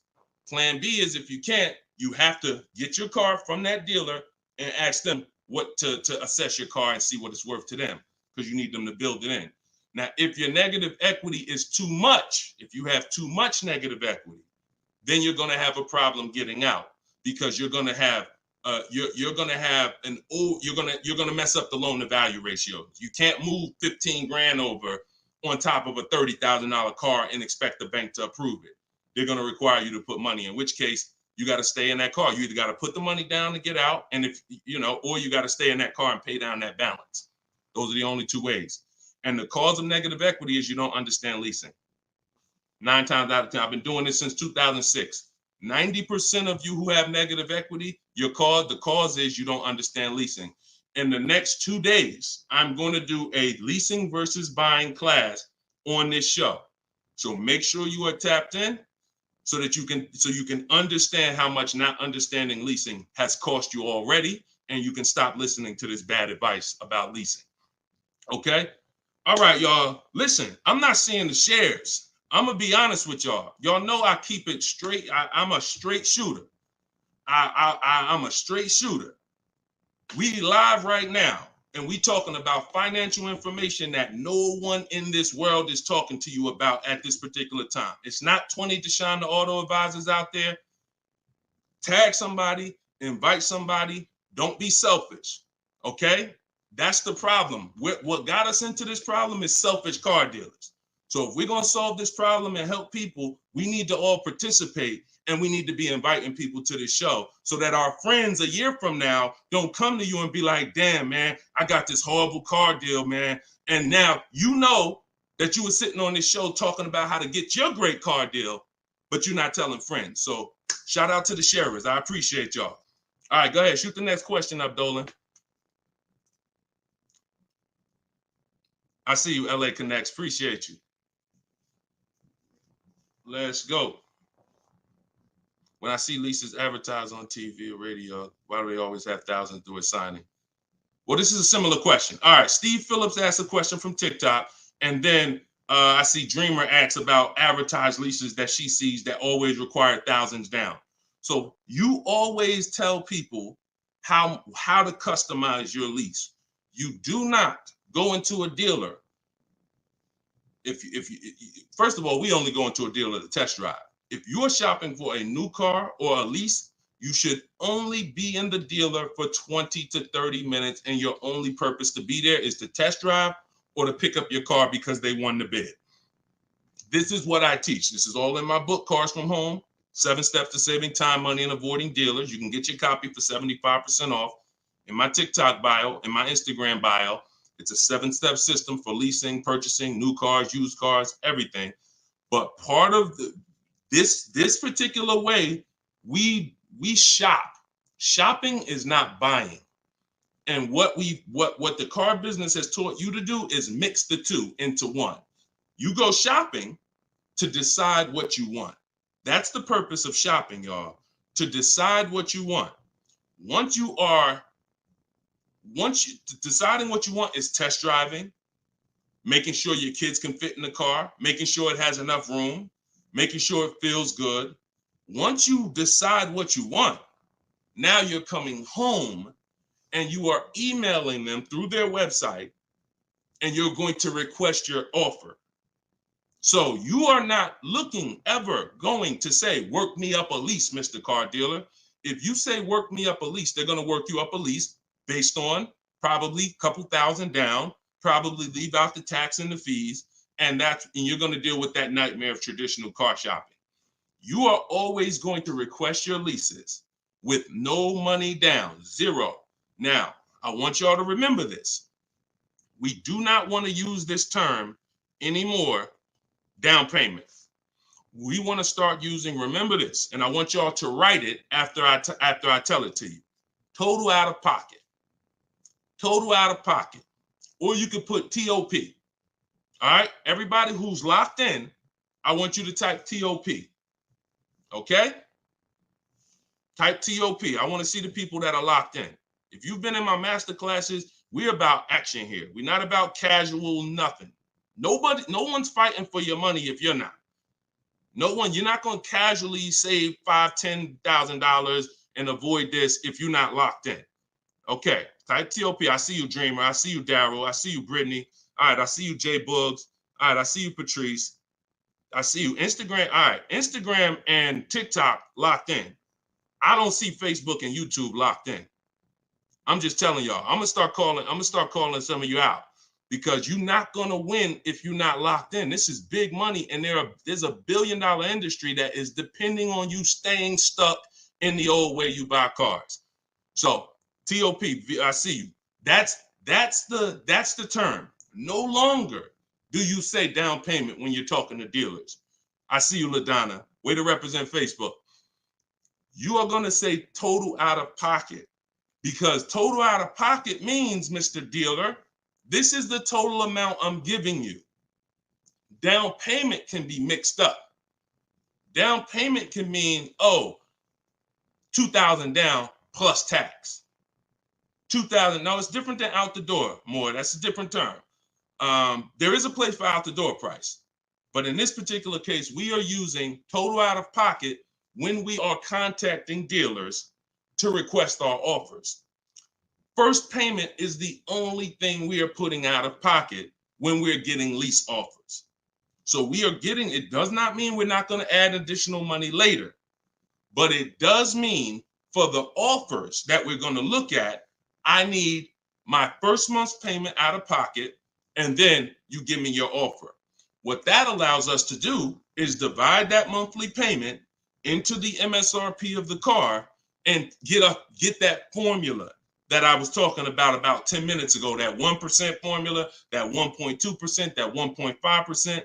You can only work this with first month's payment out of pocket. So we dictate how we want the quotes. And if somebody says, hey, 2,000 down, you're still going to come back to them and say, hey, please resubmit the quote to me with only first month's payment total out of pocket. See, car dealers, we understand those terms. We know what total out of pocket means, but what we're depending on is that you don't understand what that means. The 80% of dealers are depending on the fact you don't understand what total out of pocket means, and they can just flip it up on you. So that's what we do. It's not about advertisements. Let me show y'all something before we move to the next question. Get the next question ready, Dolan. I'm going to show you a deal that somebody in the Cars from Home library made, somebody who uses my stuff. Don't shoot it up yet. Not yet, Dolan. Hold on. This is Charles. Charles got a Hyundai Palisade. $48,000 vehicle, $48,595. We always request our quotes with 12,000 miles per year, always. If you're going to do, Deshone, I do 18,000. Then you're going to adjust your mileage after you find your best deal. You're not going to do quotes for 18,000, always with 12. And then once we find our best deal, then we're adjusting. But Charles got $597 on a $48,000 vehicle. That's all he gave them, $597. So if he had depended on advertisements, he'd never get this deal. Hyundai Palisade like that, that's probably $597 with $3,000 out of pocket plus tax and fees. What am I trying to tell you by showing you this? Great deals are not advertised. Great deals are never going to be advertised. Great deals are made in the background. No one knows about them. Dealers don't even want to make them. They're sitting there saying, hey, listen, can you get them? They talk to the salespeople. Hey, can you get them to come up a little more? Can you get them to pay another, $50 a month, $40 a month? Can you get anything out of them? No. All right, go make the deal. That is what a great deal is. Not something that you're going to see on commercials advertised to hundreds of thousands of people. So forget about commercials. Commercials are for people who don't mind overpaying. People who shop for deals the way I'm teaching you to shop, our deals are never going to be advertised. In fact, when you go pick up your car, they might tell you, listen, Listen, I'd love for you to send me some friends, but don't tell them what you're paying, because I can't duplicate this deal. This deal, I can't, I don't want to do a deal like that. So that's what we do. We customize our quotes. We don't let other people customize them. And you can do deals with no money down all day long. Go ahead, shoot the next one up, Dolan. Great questions so far. Let's go. Keep the questions going. Let's go. Listen, right now, we got at least another 45 minutes. We're going to get through as many questions as possible. So let's go. This one's from Instagram. How can a person with not great credit get a good deal? You got to understand, if you don't have great credit, the only thing you should be overpaying for is interest. You got to separate your car from the loan. Your bad credit or your not perfect credit is between you and the person lending you money. Not between you and the dealer. Not between you and you're sitting around and you've been in a car dealer. Who's experienced this? Matter of fact, don't say if you've experienced this. But I know some of you have, and I know, millions of people have. You go in at 9 a.m. to the dealership, you find your car, you don't have great credit. Now you're sitting there and you're waiting for hours for them to get an approval. You see people driving out with their new cars. Some people saw you walk in with them at 9:30 a.m. They done left at 12, 1 o'clock with their car. You still there. This is mixing the car with the loan. We don't want to do that. You got to separate the car. So the car is one thing. That's why we always want to make sure we're getting the car at a great price. You shop independently. You use a company in my book, I recommend Limbuzz for people who don't have great credit. But Limbuzz is going to require you get a good deal on the car, because you can overpay for the car and then you can hurt your ability to get the loan because you're overpaying for the car. So you must make sure you are using strategy, shopping multiple offers. If you're shopping for a used car, we could talk about that depending on if somebody asked the question. If you're shopping for a new car, whatever you're shopping for, you must make sure that you find the dealer who's going to sell it to you lower than anyone else. Now, once you find that, you're going to independently have your financing. And if you don't have good credit right now, one of the companies I recommend is Limbuzz. And Limbuzz will usually approve people that a lot of people won't approve. They work with a lot of people who don't have good credit. And then your financing, if you pay 18% interest or 15% or whatever it's going to be, that's between you and the lender, not the dealer. Does that make sense? So we must separate our transactions if we're going to win. All right? We must separate. Go ahead. Shoot the next one up, Dolan. Oh, and one thing. Here we go. I need to purchase a car in less than 2 weeks. Trying to determine lease or purchase. Easy. Who wants to know beyond a shadow of a doubt whether they should lease a vehicle or purchase? Type me if you're just like, Deshone, I've heard this, I've heard that, but I really want to know what's best. All right, All right, I see you, Tavy. I see you, Veronica. I see you on TikTok. TikTok is commenting fast. I need Instagram. All right, I see you, Patrice. All right, I see you, The Well Life. Perfect. All right. TikTok and Instagram is on point. Facebook and YouTube, y'all got to type fast to keep your hands by your keyboards. All right, Terrence. Okay, so here is the determining factor.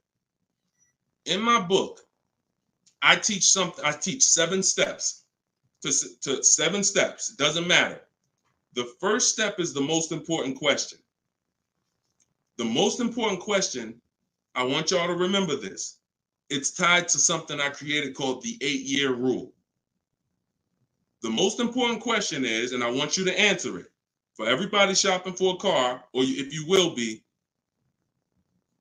how many years are you keeping your next car?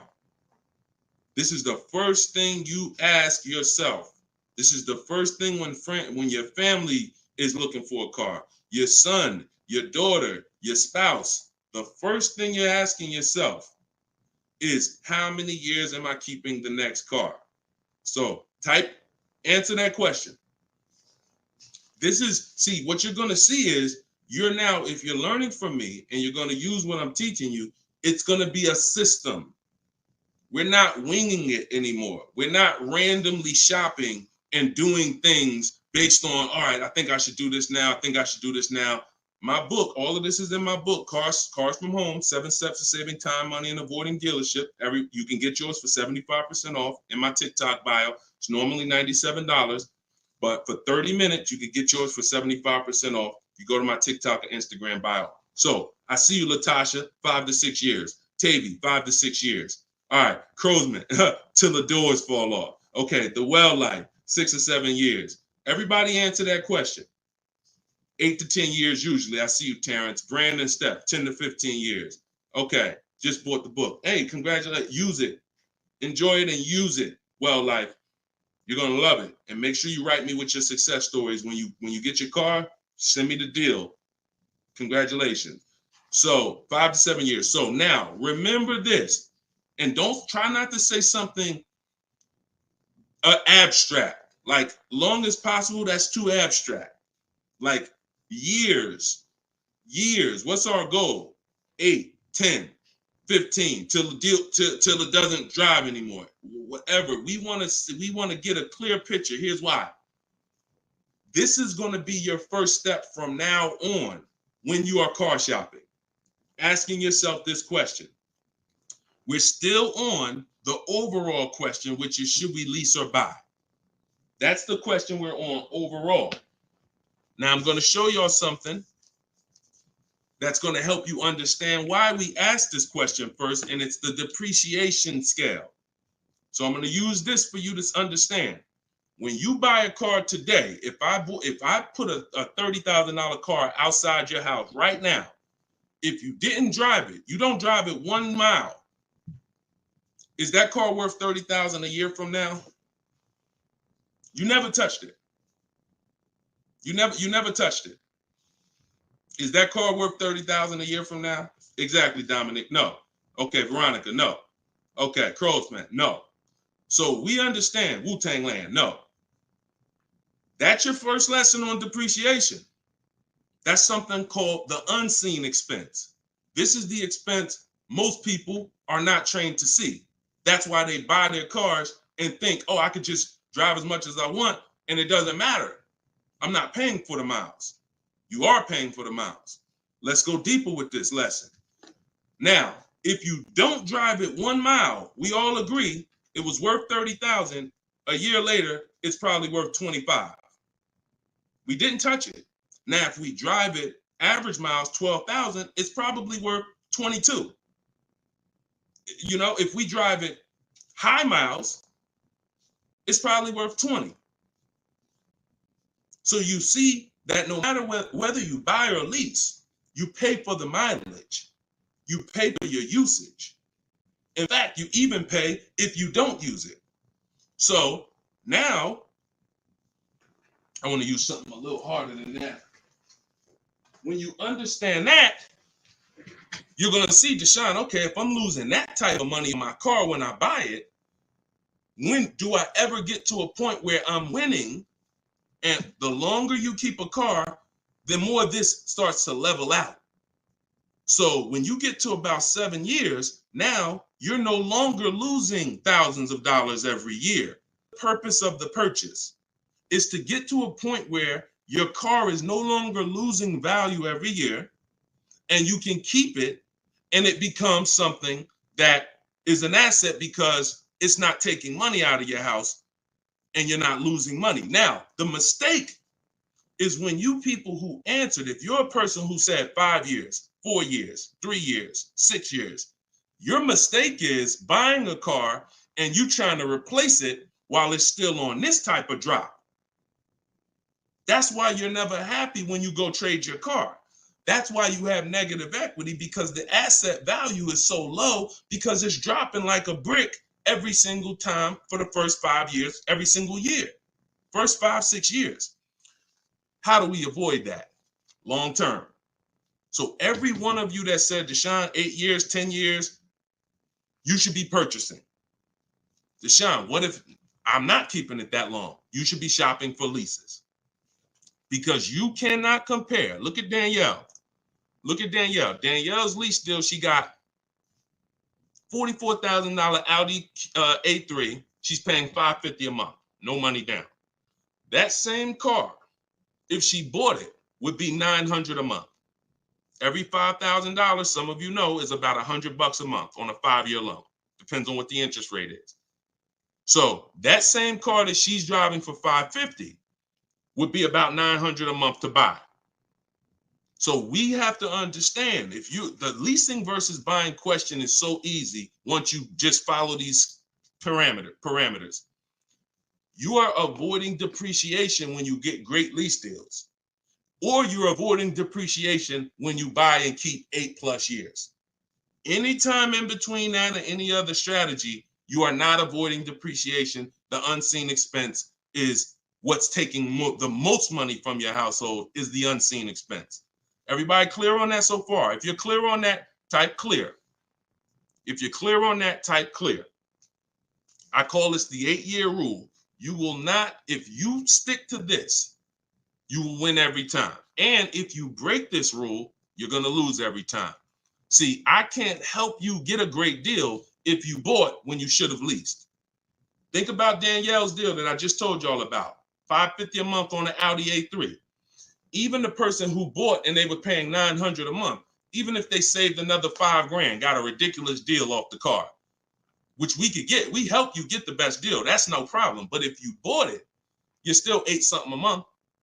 So if your deal is on the wrong foundation, there's no way to get a great deal. So buying versus leasing, the most important question, the 8-year rule, is your first step always. Okay, and I see a lot of people typing clear. So good. Okay, shoot the next question up, Dolan. And I know some of you are like, Deshone, I was taught all my life, don't lease. If you weren't keeping your cars 8 years, then those people who taught you that owe you some money. They're not going to give it to you, but unfortunately, they have cost you money. I followed your process and leased 2 cars. Your approach is easy and very transparent. This is Instagram. I appreciate this. The dealerships could not hide. Appreciate you. Come on. See, that's how I want every one of you talking. That's how I want every one of you talking. We're no longer negotiating to get our best deals. We are sorting and letting people come to us. It's oil and water. You got to complete. Why do you think I represent Unlearn, Relearn? Because I know the first problem I saw when I started teaching this in 2021, I started before that, but God blew me up in 2021. You know, we got 1.5 million followers on TikTok, and everything went crazy since then. We teach, but I was like, oh, people got so much bad information that they got to unlearn. I can't put good information on top of bad information. So you got to be willing to scrap that, realize it's cost you money. It's from people who don't understand cars. They might have bought 10 cars, 20 cars in their life. Now they think they're an expert. And that's just cost you.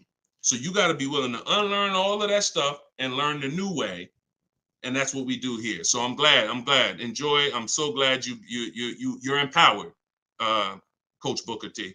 You're empowered. And that's what I want for everybody. Go ahead, shoot the next one up, Dolan. I have a Jag and need to downsize. All right, we'll get to you. I see you on TikTok. I have a Jag and need to downsize. Thank you, Brandon. Appreciate all the gifts on TikTok. Could y'all keep running the screen, the likes up, tapping the screen? If you're spending time with us and you're going to spend a couple minutes with us, can y'all just every couple minutes just tap the screen, keep shooting those likes up? We get TikTok's attention. We let them know we talking about things over here that more people need to hear. So appreciate all of you. I see you already. All right, this one's from TikTok. How long can you keep a car when you lease? Asking with miles. 3 years. 3 years. We don't do 4-year lease deals. Stay away from 4-year lease deals. When you are getting your offers, and we do this online, so we go direct to the dealer site. We don't go through a third party because they pay for those leads. We don't want anything that drives the cost up when it comes to us. We go direct to the dealer's websites. In my book, I have a link to all the dealer's websites. I teach you how to do a radius search, and it takes about 15 minutes to contact 25 dealers, because when we shop for new cars and leases, we use something I created called the 25 to 5 strategy. So we're going to connect with 25 dealers online, and then we're going to get 5 to 7 quotes from that. So we're going direct to the dealer's website. That also allows us to shop out of 25 dealers' inventories, because 1 or 2 dealers is not enough. They might not have what you're looking for. Now you're at the mercy of who has what you're looking for. When we connect with 25, we're typically going to be able to get 5 to 7 offers from that. So this takes about 15. It just takes about 15 minutes. But we don't want to, like I said about 10 minutes ago, we dictate how we want our leases customized. And our leases are always first payment out of pocket, total out of pocket, first payment, 12,000 miles per year. And then we are, we're doing 12,000. And once someone wins the bid, out of those 5 to 7 offers, you're going to see, again, like I said, between the Cars from Home book, between the Cars from Home video library, and between my coaching program, we've done this with about 8,000 people since 2021. I can tell you we have enough data to tell you this is how it goes. Once you get 5 to 7 offers, you're going to see at least $150 to $200 difference from your best offer to your worst offer. That proves, that's why I say 80% of dealers are overpriced. So once you see that bid, you're going to, but we dictate that 3 years. We don't let people present leases to us. We tell them, this is how I want the lease. And if anyone suggests a 4-year lease, even a 3.5-year lease is too long, because you're eliminating the benefits of leasing, which is switching cars every 3 years. I want the latest and greatest. I want to pay the pennies on the dollar compared to someone purchasing. And I want to be able to switch cars, and most of the time be under warranty, depending on what brand you're shopping for. If you're shopping Chevy, if you're shopping Ford, if you're shopping most brands with a 3-year bumper-to-bumper warranty, once you go 3.5, once you go 4, you're out of warranty. So I don't even like going 3.5. If it's a ridiculous deal for 3.5, maybe, but I'm typically 3 years, 39 months, maybe, and that's in my template. We'll do 3 or 39 months. 2-year lease deals are rare. You don't really see great 2-year lease deals. But if a manufacturer has it, then a dealer would tell you. When we contact them, they'll tell, hey, we got a great 2-year lease deal. Are you open to that? Yeah, we're open to 2, but we're not open to going longer than 39 months. We're paying too long on a car we're giving back. Go ahead, shoot the next one up, Dolan. Great question. All right, I see you. Perfect. Great questions. All right, Facebook. What's the best credit score to have when looking for a good deal on a brand new car? It's no way to dictate that. All you can do is now, if you're at a point where your credit is in that fair range, which is in that low 6s, mid 6s, then I would tell you, if you can, get yourself up to close to 7, get yourself up to 680, 690, 700, because that fair range is but that's really mostly with leases. But even even if you look, some of you are homeowners. When you buy a house, we're trying to get our credit to wherever it needs to be if it's not there from the get-go. Realtors will tell you, get your credit here so that you can get a mortgage. If you have the luxury of time, then sure, work on it. But our process, the bank bidding war process, eliminates the need for you to actually do this, because what it's going to do is going to, no matter where you find yourself at, you're going to get so many bids, you're going to make sure that whatever the best loan was that you could qualify for, you got it. I talked about the bank bidding war at the beginning of the show. So y'all know, if you're on YouTube, watch the replay, rewind it, watch the replay. We are live at 12 and 3 p.m., y'all. We're doing Monday, Tuesday, Thursday, Friday, 12 p.m., 3 p.m. We are live, actually live. But throughout the day, we rebroadcast these shows so that more people can see them.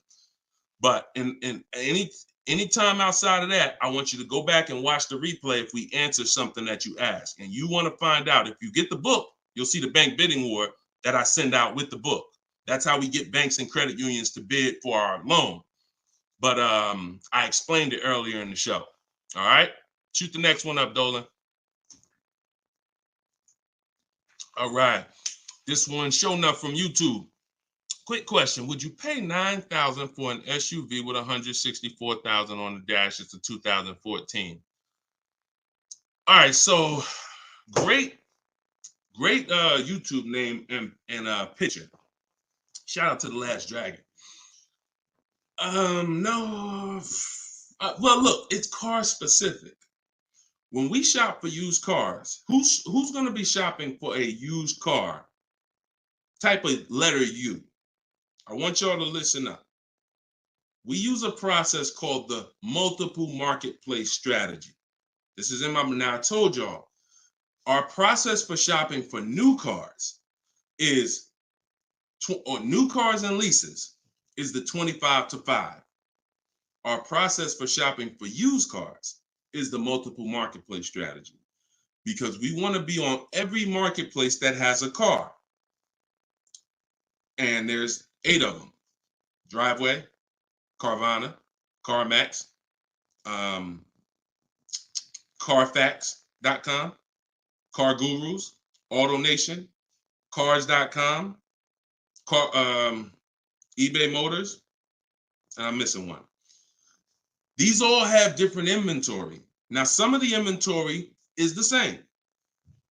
I've seen times where you go on AutoNation, you go on Auto Trader, and the price hasn't been updated, but you go on Car Gurus and the price has been updated. So there's a car for 36. Same car on Auto Traders is 34. So you must be on all marketplaces. But then there's a process that we use to sort down to get a quality car. First thing we're going to do is, if you are aiming for a car, you need to do a longevity check and a reliability check. This takes 5 minutes.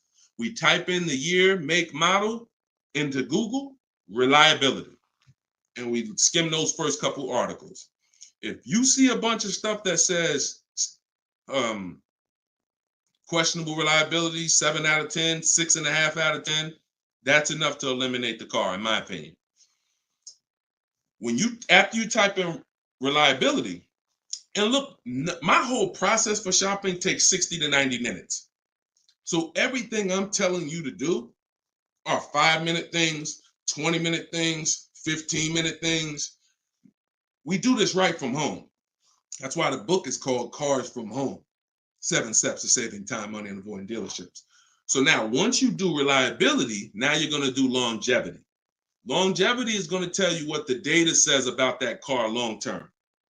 If it has transmission issues, if it's not known for lasting. Sometimes the longevity records on Google will say this car is known to last 200 to 300,000 miles.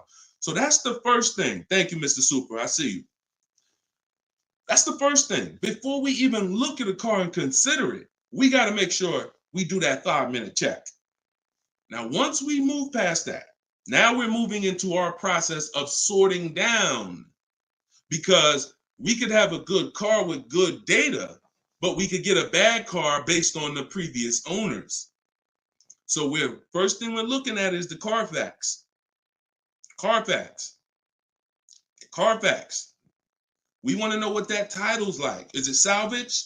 Is it rental? Is it frame damage? Is it rebuilt? We're eliminating those. Now we're moving on to service records. This is the biggest indicator, in my opinion, on if a car was taken care of. It's not title history. It's not accident history. It's service records. Service records. So if I see a car and I see that the service has been done year by year, whether it's a one owner, and I can see every couple thousand miles, service. Great indicator. Great indicator. Opposite is also true. Hold on, Darryl, it's in my TikTok bio. You won't leave the broadcast. He said, how do I get the book? Go to my TikTok bio, click that link. You'll see a link for 75% off for 30 minutes. Grab your copy. It'll be in your inbox in a couple minutes. Okay? And everybody who's on here, you can get your copy for 75% off my new digital book. And I do updates. So anything changes in the market, I update it so that it stays fresh, it stays relevant. So once we move past service records, now we're moving to accident history. Now, all accidents aren't created equal. If you see an accident and it says airbags deployed, that's a deal breaker for me. If you see an accident and it says vehicle towed, that's a deal breaker for me. If you see an accident and it says vehicle drivable, minor accident, that's not a deal breaker for me. Depending on, I'll put it in my top 5. Doesn't mean it's going to be the one that wins, but I will put it in my top 5, top 7.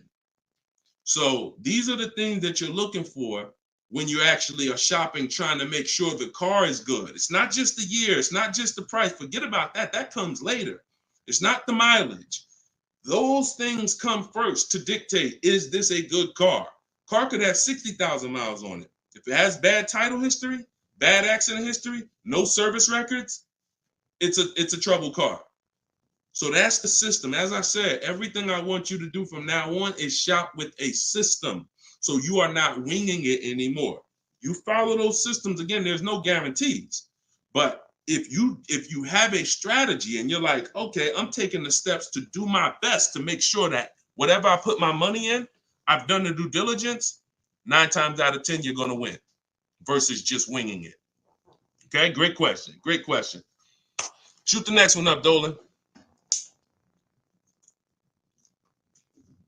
Oh, by the way, I teach a strategy where you might not know. I'm getting ready to give y'all some game.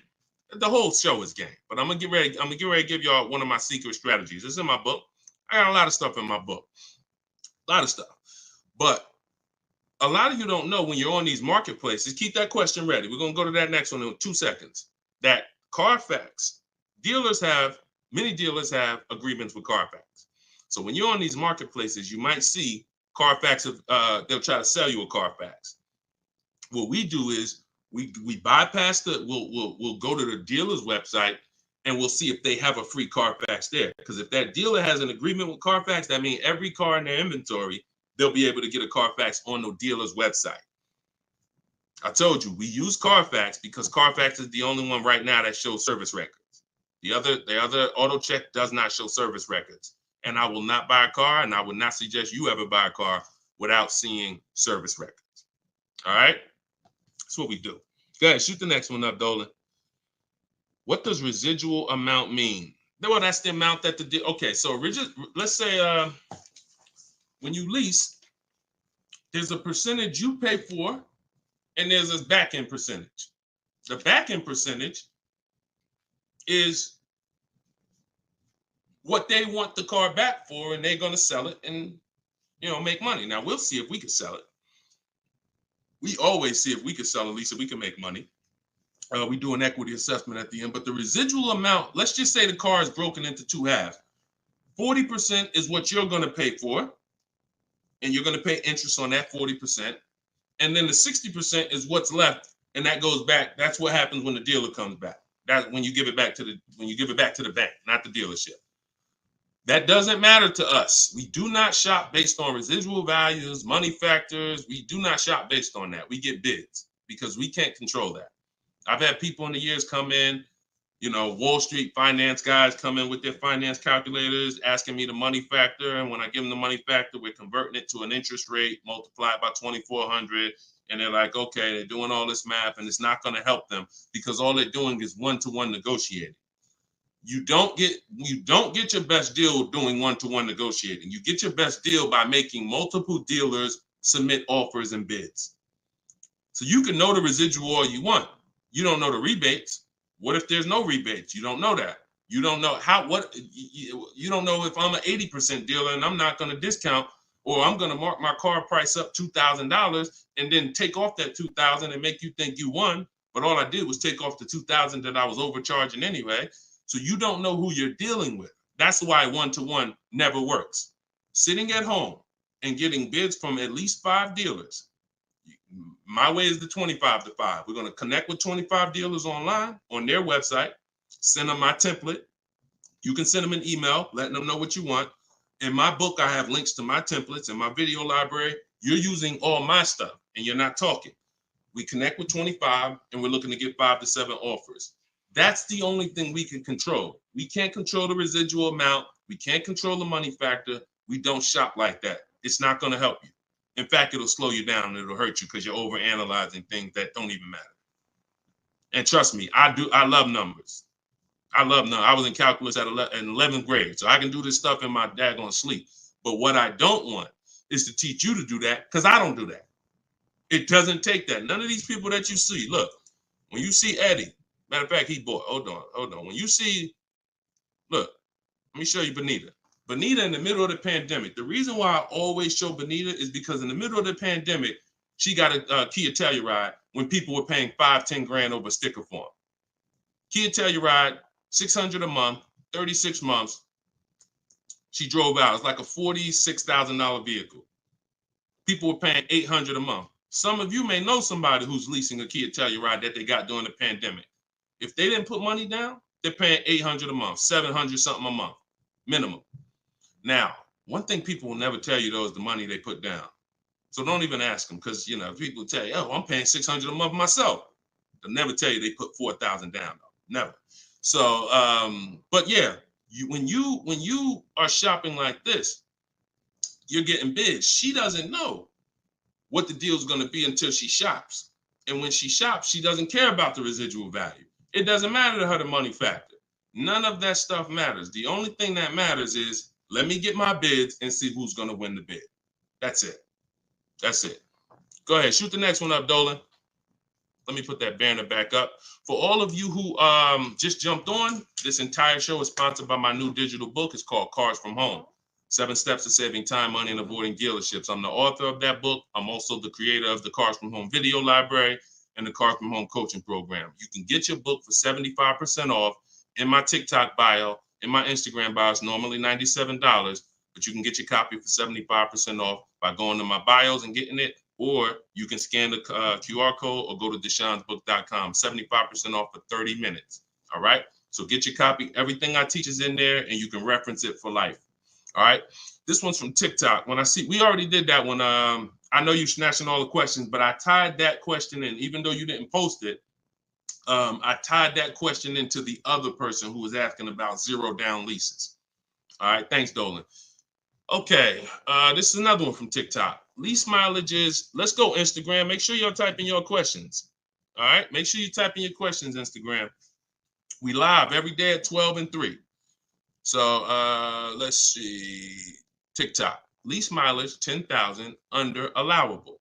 Does that value when getting next lease? No. What you're going to do is you're going to do an equity assessment.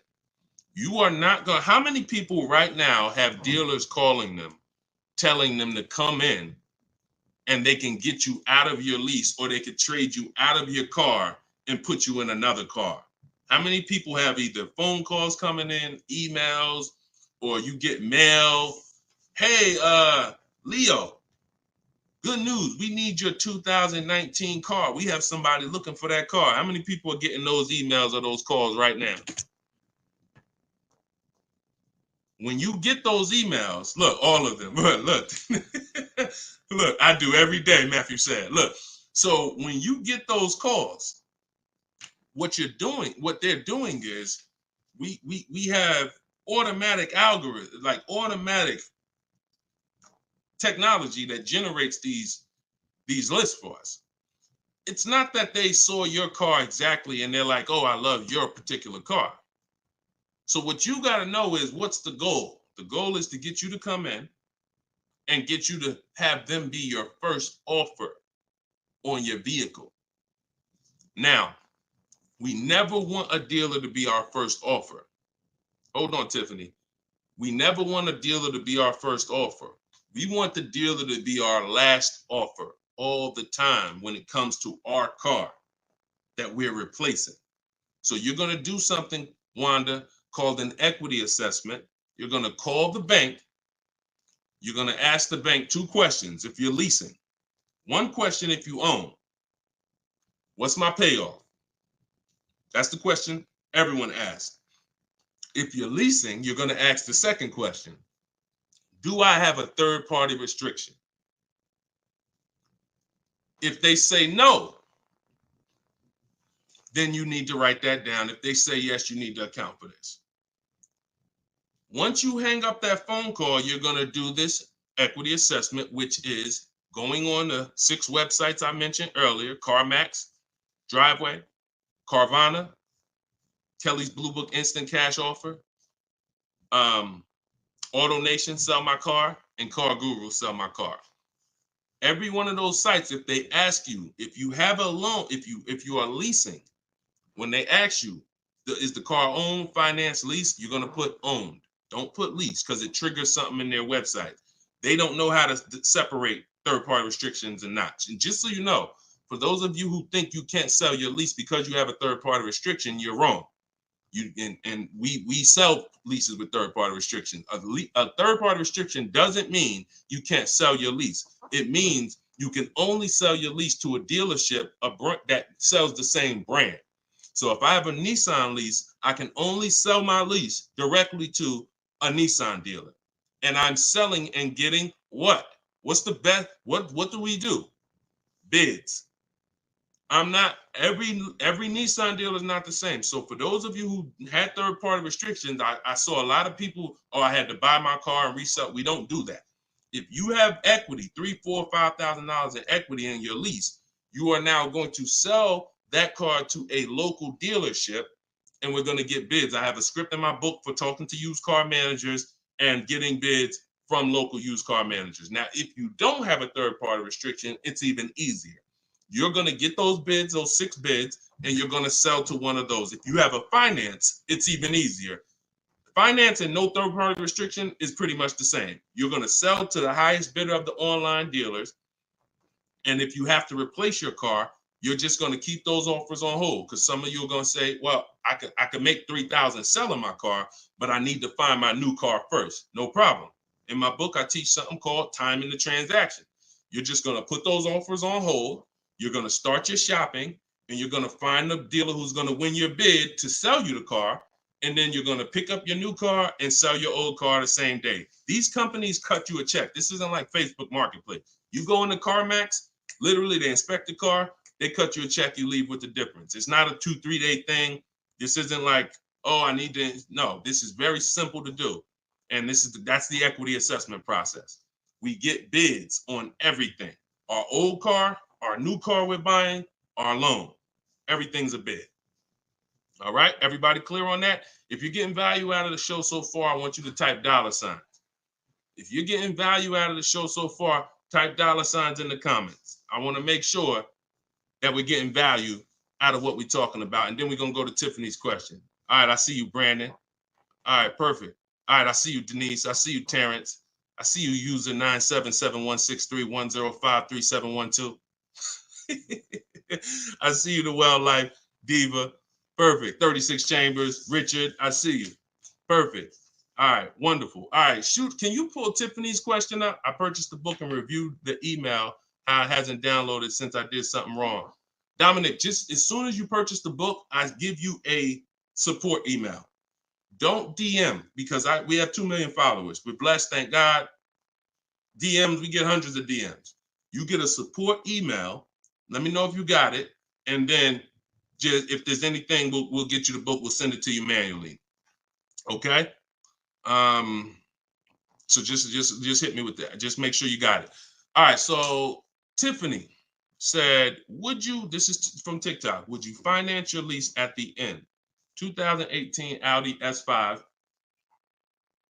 42,000 miles, 5K down, 12,000 miles. So when I talked to you earlier, you have to ask yourself the same question.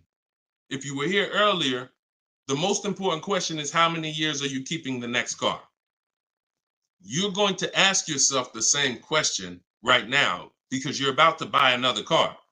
You have to see your lease. Buying your lease, you have to see it as buying another car. It's a used car. That's what you're doing. Hold on. Okay, LA Connect, do me a favor. Hold on. LA Connect, shoot me a DM. I'll look for your DM.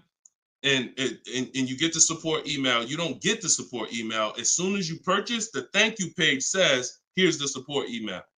So, and check your spam and check your junk folder, okay? Because we got a pretty sophisticated email technology that is spot on most of the time. I'm not going to sit up here and tell you it's perfect, but I mean, we deliver a lot of books without issue. So sometimes it's in spam, sometimes it's in the junk folder. Okay, so that's how you have to see buying your lease. You're buying a used car. The only difference is it's your car.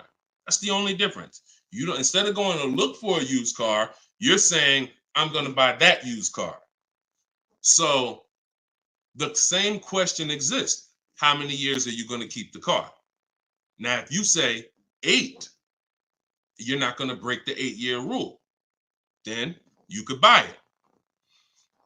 But if it's not 8, it makes 0 sense not to be shopping for another lease. I'm going to tell you why. One, the depreciation. And I'll talk to you about, I'll do a quick scenario of, because some people say, Deshone, when I buy used cars, they don't depreciate as much as used cars, but you still pay more than people who get great lease deals, than people who get great lease deals. You're still paying more money, and now you're paying more money for a for a worse car. So, but when you are looking at these scenarios, most people are going to finance for a 5-year or 6-year loan to buy their lease out. But you've already had the car for 3 years. So you have to say to yourself, what's the likelihood I'm going to keep this car that I've already had for 3 years for another 3 years?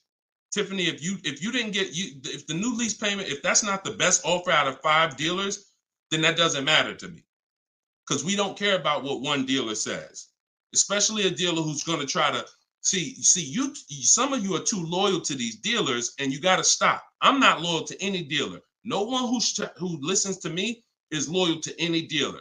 We are done with being friends with dealers. We don't need to go to a barbecue with our car salesman. We don't need to do that anymore, because we need to make car salespeople compete and different dealers compete. Tons of people will walk in, get one quote from an old dealer or a dealer that sold them 2 cars, and that quote is $900 a month, and they're like, oh, I guess that's what the car costs. Not realizing, no, that's what the car costs from that dealer. That's what it costs from that dealer. Your competition is going to be $1,000 a month, $1,050 a month, $850 a month, $790 a month. I told you, when you shop the correct way, you are going to expose the dealers that are overpriced. That's why that person who came on here, who Dolan put that comment up that said, hey, I use your stuff, dealers can't hide, because it's an exposing of the overpriced car dealers. We see the people who are overcharging us, because when we see that best offer is $790, and then we see another offer for $840, another offer for $890, another offer for $920, we realize all of those other higher price offers were taking a shot at us, hoping that we weren't going to shop them. But that's okay. We're buying from the 20% who beats their offers. So before we ever make a decision to leave, we must shop 5 offers, and none of you are going to realize that this is right. See, like I said, between my book, the Cars from Home Library, and my coaching program, we've helped 8,000 people since 2021. These are the numbers. 80% of dealers are overcharging you. And if you don't have multiple offers in front of you, at least 5, you're not going to ever find the best price dealers. And you don't do this the hard way, going into dealer to dealer to dealer. You do this sitting at home on these dealers' websites, requesting your offers, looking at offers strategically. That's why my book is called Cars from Home. My system is called Cars from Home. We spend time here. We're not in a dealership for more than 30 minutes. Okay, so getting back to your question about buying your lease, I'm not buying a used car. I'm not switching my strategy. The philosophy of going from a lease to a purchase is a total strategy shift. That means I'm going from a short-term person who doesn't like maintenance, who doesn't want to put more long-term, who doesn't want to keep a car long-term. I want to be under warranty most of the time. I want to drive cars for pennies on the dollar, compared to people who buy. Now I'm switching that to become a long-term person, because there's a different set of values when you're buying cars for 8 to 10 years to 12 years. That means I'm going to pay off my car. I'm going to get to the point where it's not depreciating a lot anymore. I don't care about having the latest and greatest. Once my car's paid off, I just got a car that's 7, 8 years, 9 years old, but I'm going to keep it in my family for a long time, and I'm going to win that way. I'm going to win by having that car 10 years. The longer I keep it, the less I paid for it. If I keep a car 15 years, the less I paid for it. I keep it 12 years, the less I paid for it. So it's 2 sides of the spectrum. That's why when you buy your lease, you're going from one mindset to an entirely different mindset of buying a used car.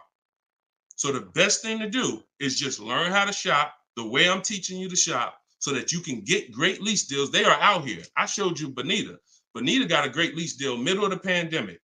Middle of the pandemic, when there was blood in the street, people coming out of car dealerships with axes in their head. That's how much they overpaid. That's how much they overcharged. Yeah, 10,000 over sticker, 8,000 over sticker. Bonita's taking deals down.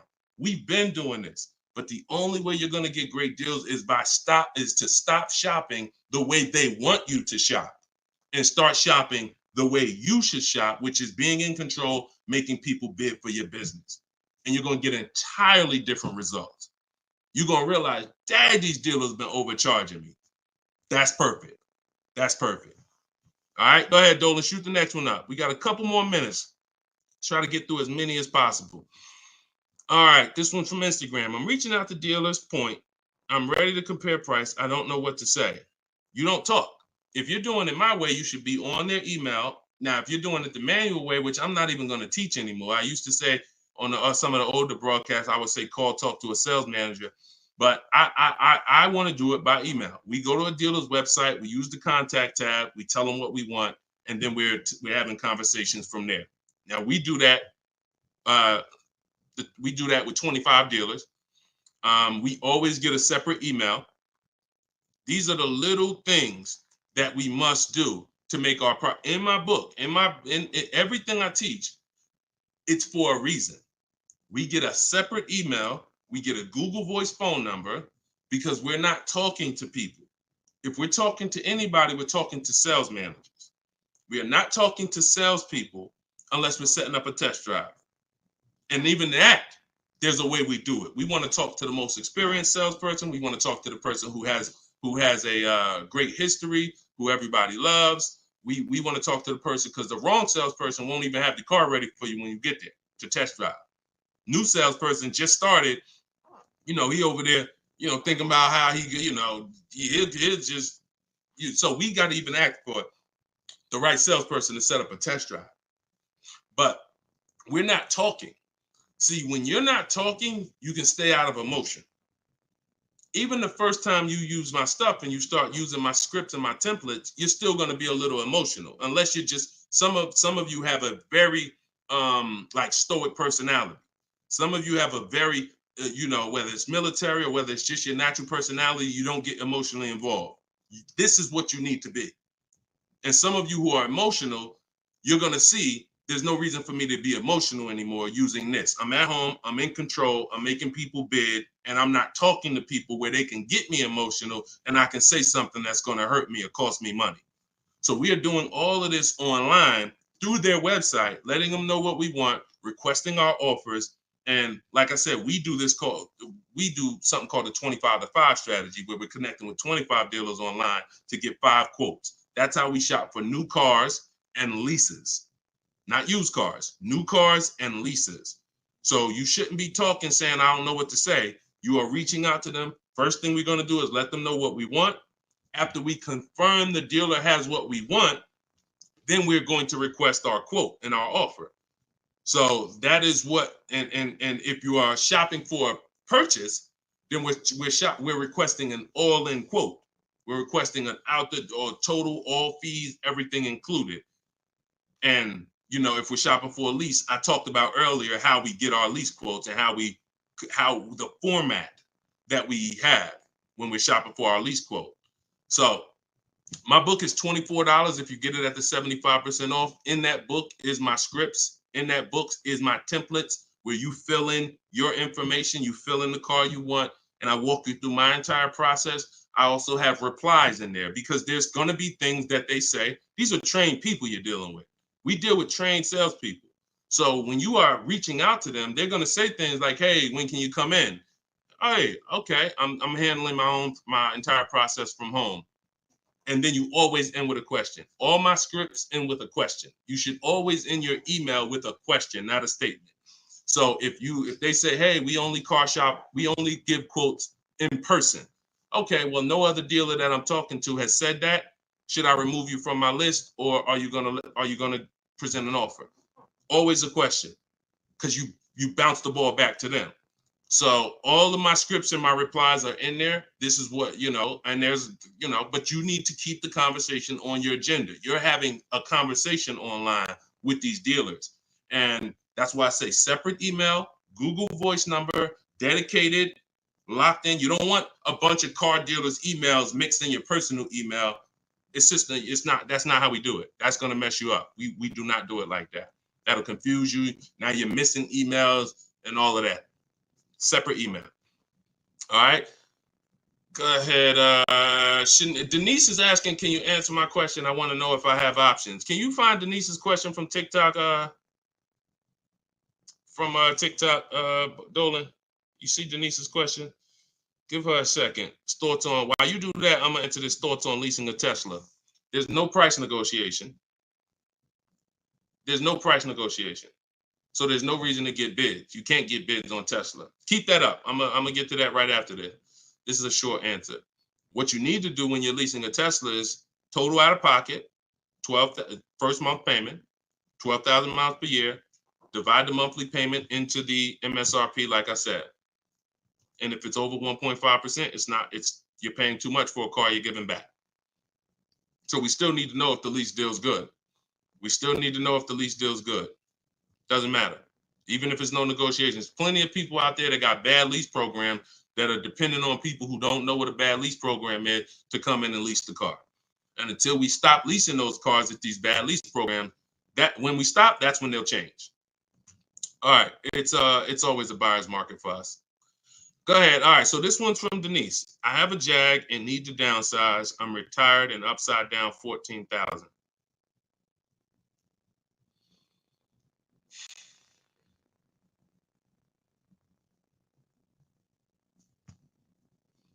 See, here's the bad part about negative equity. The damage is done. I wish I was the person who could, give back. A lot of what I'm talking to y'all about is I'm shouting from the hills and warning you. It's up to you to take the warning. But in this particular case, with negative equity, the damage is done. Now, how do we get out of it? It's only two ways. I talked to you about that earlier. Now, in your particular case, now there's a third way. It involves the car. If the car is totaled or stolen and you don't recover it and you have gap insurance, then the car is. So I have to. I can't say there's not another way, but we can't plan on that. That's insurance fraud. So in the case of what's legal and ethical, you can only sell car or trade into or replace it with another car. And in the case of negative equity, if you can't sell the car, pay the difference, go to YouTube. After this, I spent probably 8 to 10 minutes talking about how to get out of negative equity. There's 3 ways. 2 of them lead to a new car, 1 of them doesn't. If you can't use one of the 2 ways, which is paying the difference between what you owe and the highest bidder, then you have to transfer that to another car, in which case you have $14,000. What's your car payment? How much is your car payment?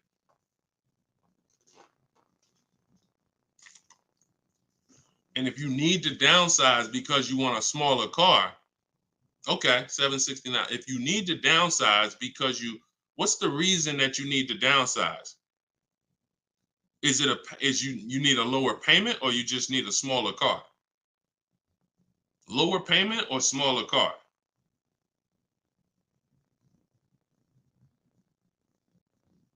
Sometimes I need to ask more questions. This is why, we go, I have 3 things I created: the Cards from Home book, and the video library, and coaching.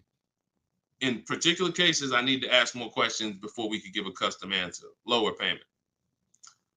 So you got to look at it like this. Most people should be transferring negative equity into a lease. Now, once you actually bring 14,000 over, and your negative equity amount should always be based on you getting the offers. It shouldn't be based on what you think or what a dealer told you the car is worth. So that's one thing. Let's start there. Equity assessment, you need to rewatch the show. You need to see that segment. If you have my book, you need to follow the segment on the equity assessment to find out what your real negative equity is. That is on a 39-month lease, bringing that over, you're talking about $14,000. That right there is $358 a month. You know what you possibly could do? Try listing the car on Swap a Lease. Now, if that payment is good for the car, let me see. Did we? You got a Jag. Depends on if $769 a month. Now watch this. If $769 a month is a good payment for that vehicle, then you can list it on Swap a Lease, and then you could have someone take over the payment. But it got to be a good deal. If they could go out and they could get a $600 payment on that same vehicle, then they're not going to take it over. So this is another option for you to consider. Now, if it might even be advantageous to you to list that car and contribute some. You might say, all right, I'll pay $100 and all right, my payment's $769, and I'll pay $100 and somebody take it over for $669. Whatever you need to list it for to get out of it, to have someone take it over, may be advantageous to do until the lease ends. And then you go and get yourself a very inexpensive car that you can qualify for, because if you have someone take over the lease till the end, you could probably go get yourself something, lower payment, but that car coming into the deal, you're going nowhere, because $14,000, unless you got cash. If you got some cash, then yes, cash can solve all things. Get the offers, follow the equity assessment. You might pay the difference or transfer it over. You can't transfer it over because, like I just said, your negative equity alone is $350 a month. And that's without the interest that's going to be. It's probably going to be about $380 a month. So what's the note? Yeah, so that's what you should consider. List the vehicle on Swap a Lease and see if somebody's willing to take it over. And if nobody's, okay, no problem. That's what you do. That's what you don't have that kind of money to contribute. $14K is a lot to be able to contribute. So so what you should do is do that. If you could get somebody, if no one takes it over for $769, then offer to contribute some money towards the deal every month. Now, if you, no matter what, and then what you're gonna do is you're gonna go and probably, you're going to ask yourself the most important question for your replacement car. If you're not keeping 8 years, you should be looking to lease the next car and get yourself an inexpensive lease. If you are keeping it more than 8 years, then you can buy. But you're just going to use the same process. But you got to get rid of that car first. And I think with your scenario, that might be the best way to do it. All right. Good question, though. It's good question. Keep us posted. And, that's what we do. Look, we are live at 12 and 3 o'clock p.m. Eastern time, Monday, Tuesday, Thursday, Friday, which means we'll be back in a few for the next segment today. You can come back. We got a lot of questions. We're not always able to get to them, but you can tell your friends. I haven't really announced it because I didn't know when I was going to be live, but now we'll get to the point where we can let you know 12 p.m. Eastern time, 3 p.m. Eastern time. We're live, but we rebroadcast these shows all throughout the day, because people do get a lot of value out of the rebroadcast. But if you want to meet us live, Monday, Tuesday, Thursday, Friday, 12 p.m. and 3 p.m. Eastern time, bring your questions. And if you didn't know, my book, Cars from Home, 7 Steps to Saving Time, Money, and Avoiding Dealerships, is 75% off for 30 minutes, part of our welcome offer. So you can get yours in my TikTok bio or in my Instagram bio, or go to DeshoneBook.com in the comment section on YouTube or in the comment section on Facebook. Or if you're watching us on TV, you can scan that QR code. But that's what we do here, y'all. We peel back the onion. We make sure you know how to shop strategically. And I want you writing me with deals. I don't want you writing me, showing me your car. Everyone's doing that. Hey, got the new G-Wagon. Got the new BMW. Oh, your boy upgraded. Never talk about what we paid for it, though. I want you writing me saying, Deshone, look at the deal I got. This was the best offer. I made dealer's bid. This was the best used car within 100 miles. I'm driving an hour to go pick it up.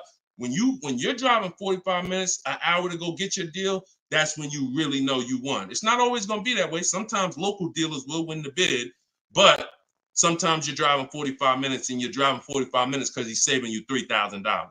So that's what Cars from Home is about. That's what my book is about. You can get your copy instantly, 75% off for 30 minutes. And I'll see y'all on the next show. God bless.